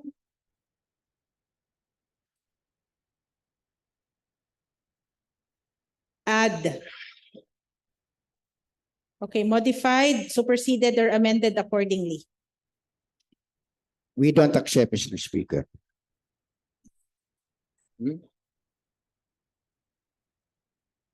Mr. Speaker, Pakiakyat nga, Secretariat, hindi mabasa. Secretary, can you highlight yung portion ng modified, superseded, or amended accordingly? Can we hear from the original proponent of the amendment? Mr. Speaker, we are actually using this as almost as our standard. So I don't know what's the reason why we cannot include it. Will it change the entirety of the section? Mr. Speaker, in the original version, we simply say we said that all other regional laws, executive orders, memoranda, and other issuances, all parts of which are inconsistent with this act, are hereby repealed. If it is already inconsistent, then the intention is repeal all those parts. Kung hindi naman inconsistent totally, hindi pwede modified or superseded. These are standard, ano lang to. Yeah. These are just standard phrases in a law. Because you cannot be sure that there will be no provision that is just modifying. Okay, Mr. Speaker, we accept subject to style, Mr. Speaker. Thank you. Thank you, Mr. Speaker. Finally, on Section 22, original Section 22, MP Ampatuan has a proposed amendment. So it will now read Section 26, effectivity. This act shall take effect after 15 days following its complete publication in a newspaper of general circulation in the Bangsamoro Autonomous Region in Muslim Mindanao. Mr. Speaker, we accept with amendment. We added regional. It now reads effectivity. This act shall take effect 15 days after its publication in a newspaper of general and regional circulation. Hindi ba dapat kung may general, may regional, dapat or na lang or both? Both general and regional publication or just one? And or? All, dapat all.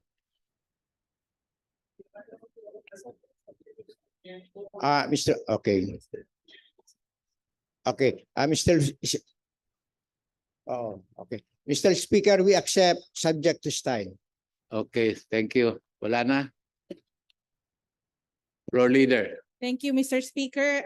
I now move to terminate the period of amendment. There's a motion to, Mr. Speaker, okay, MP Ampatuan has... before we proceed to the motion to terminate, may we hear from MP Baintan? Yes, Mr. Speaker, if you recall, we deferred the discussion or the amendment of Section 1, Mr. Speaker. Meron bang na sideline muna? Meron yata mga amendments na hindi natin dinicide. Mr. Speaker, that is about changing the word institute to Kuliya. And in all the provisions, it is already incorporated. Nagiging Kuliya na po yan. So if there is an amendment that it retain then to retain institute, then we cannot accept, Mr. Speaker. No, Mr. Speaker, actually, it's not my amendment. Actually, Mr. Speaker, I just reminded the body that we didn't discuss with deferred consideration of Section 1, and therefore we need to go back and go back also to the main title. Okay, Section 1, Mr. Speaker, it was MP Maglangit who proposed for Kuliya and we accept, Mr. Speaker.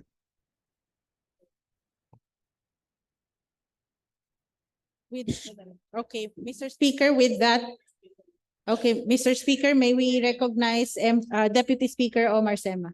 The Deputy Speaker Omar Sema is recognized. Yeah, Mr. Speaker, thank you, Floor Leader. Before you close the period of amendment, I would just like to put on the floor for consideration of the body that there is only one Arabic term used in this law. And I think you should look at the propriety of it for the consideration of the proponent and the body. Thank you, Mr. Speaker. Thank you for that I manifestation. think that's an appeal for reconsideration. Mr. Speaker. Mr. Speaker, may we recognize MP Ampatuan? MP Baintan is recognized. For the consumption of everyone, Mr. Speaker, can we take a look at the title, not the short title, but the title? Title of the bill. Okay, Secretariat, can we reflect the title, the final title, if this is going to be accepted, Mr. Speaker? So the final title shall be an act creating the Bangsamoro Kuliya for Higher Islamic Studies, repealing Muslim Mindanao Autonomy Act number 164, otherwise known as the Regional Madrasa Graduate Education Act of 2023, providing funds therefore and for other purposes.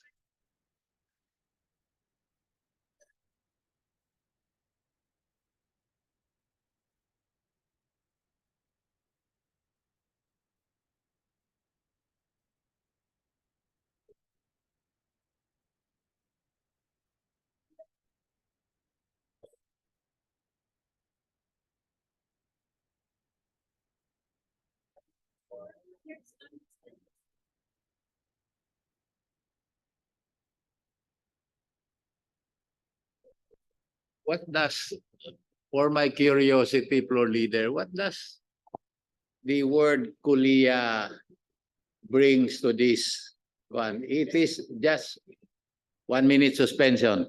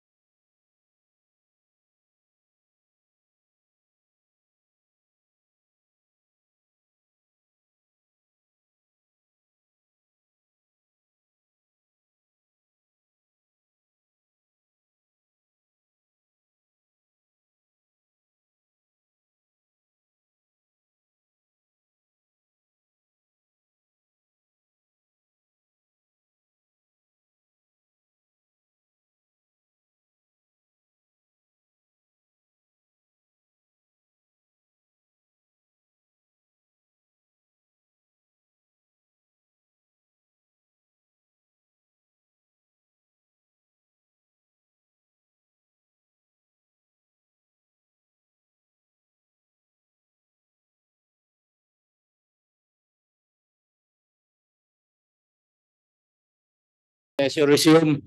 Floor leader.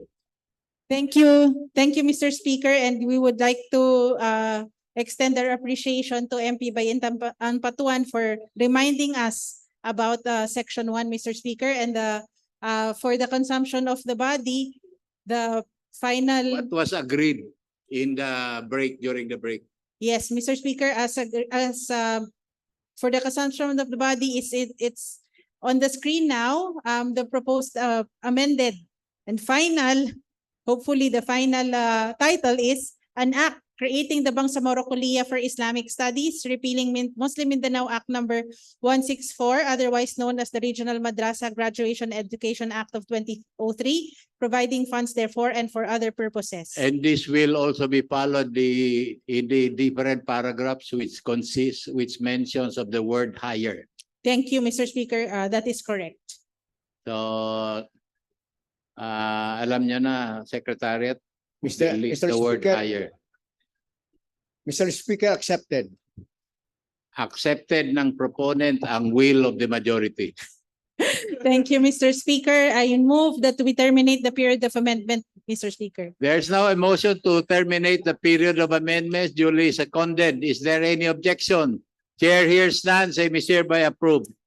Mr. Speaker, I move that we vote on second reading By Viva Voce. BTA Bill number 31 by Viva Voce, Mr. Speaker. We now proceed to voting by Viva Voce on BTA Bill number 31.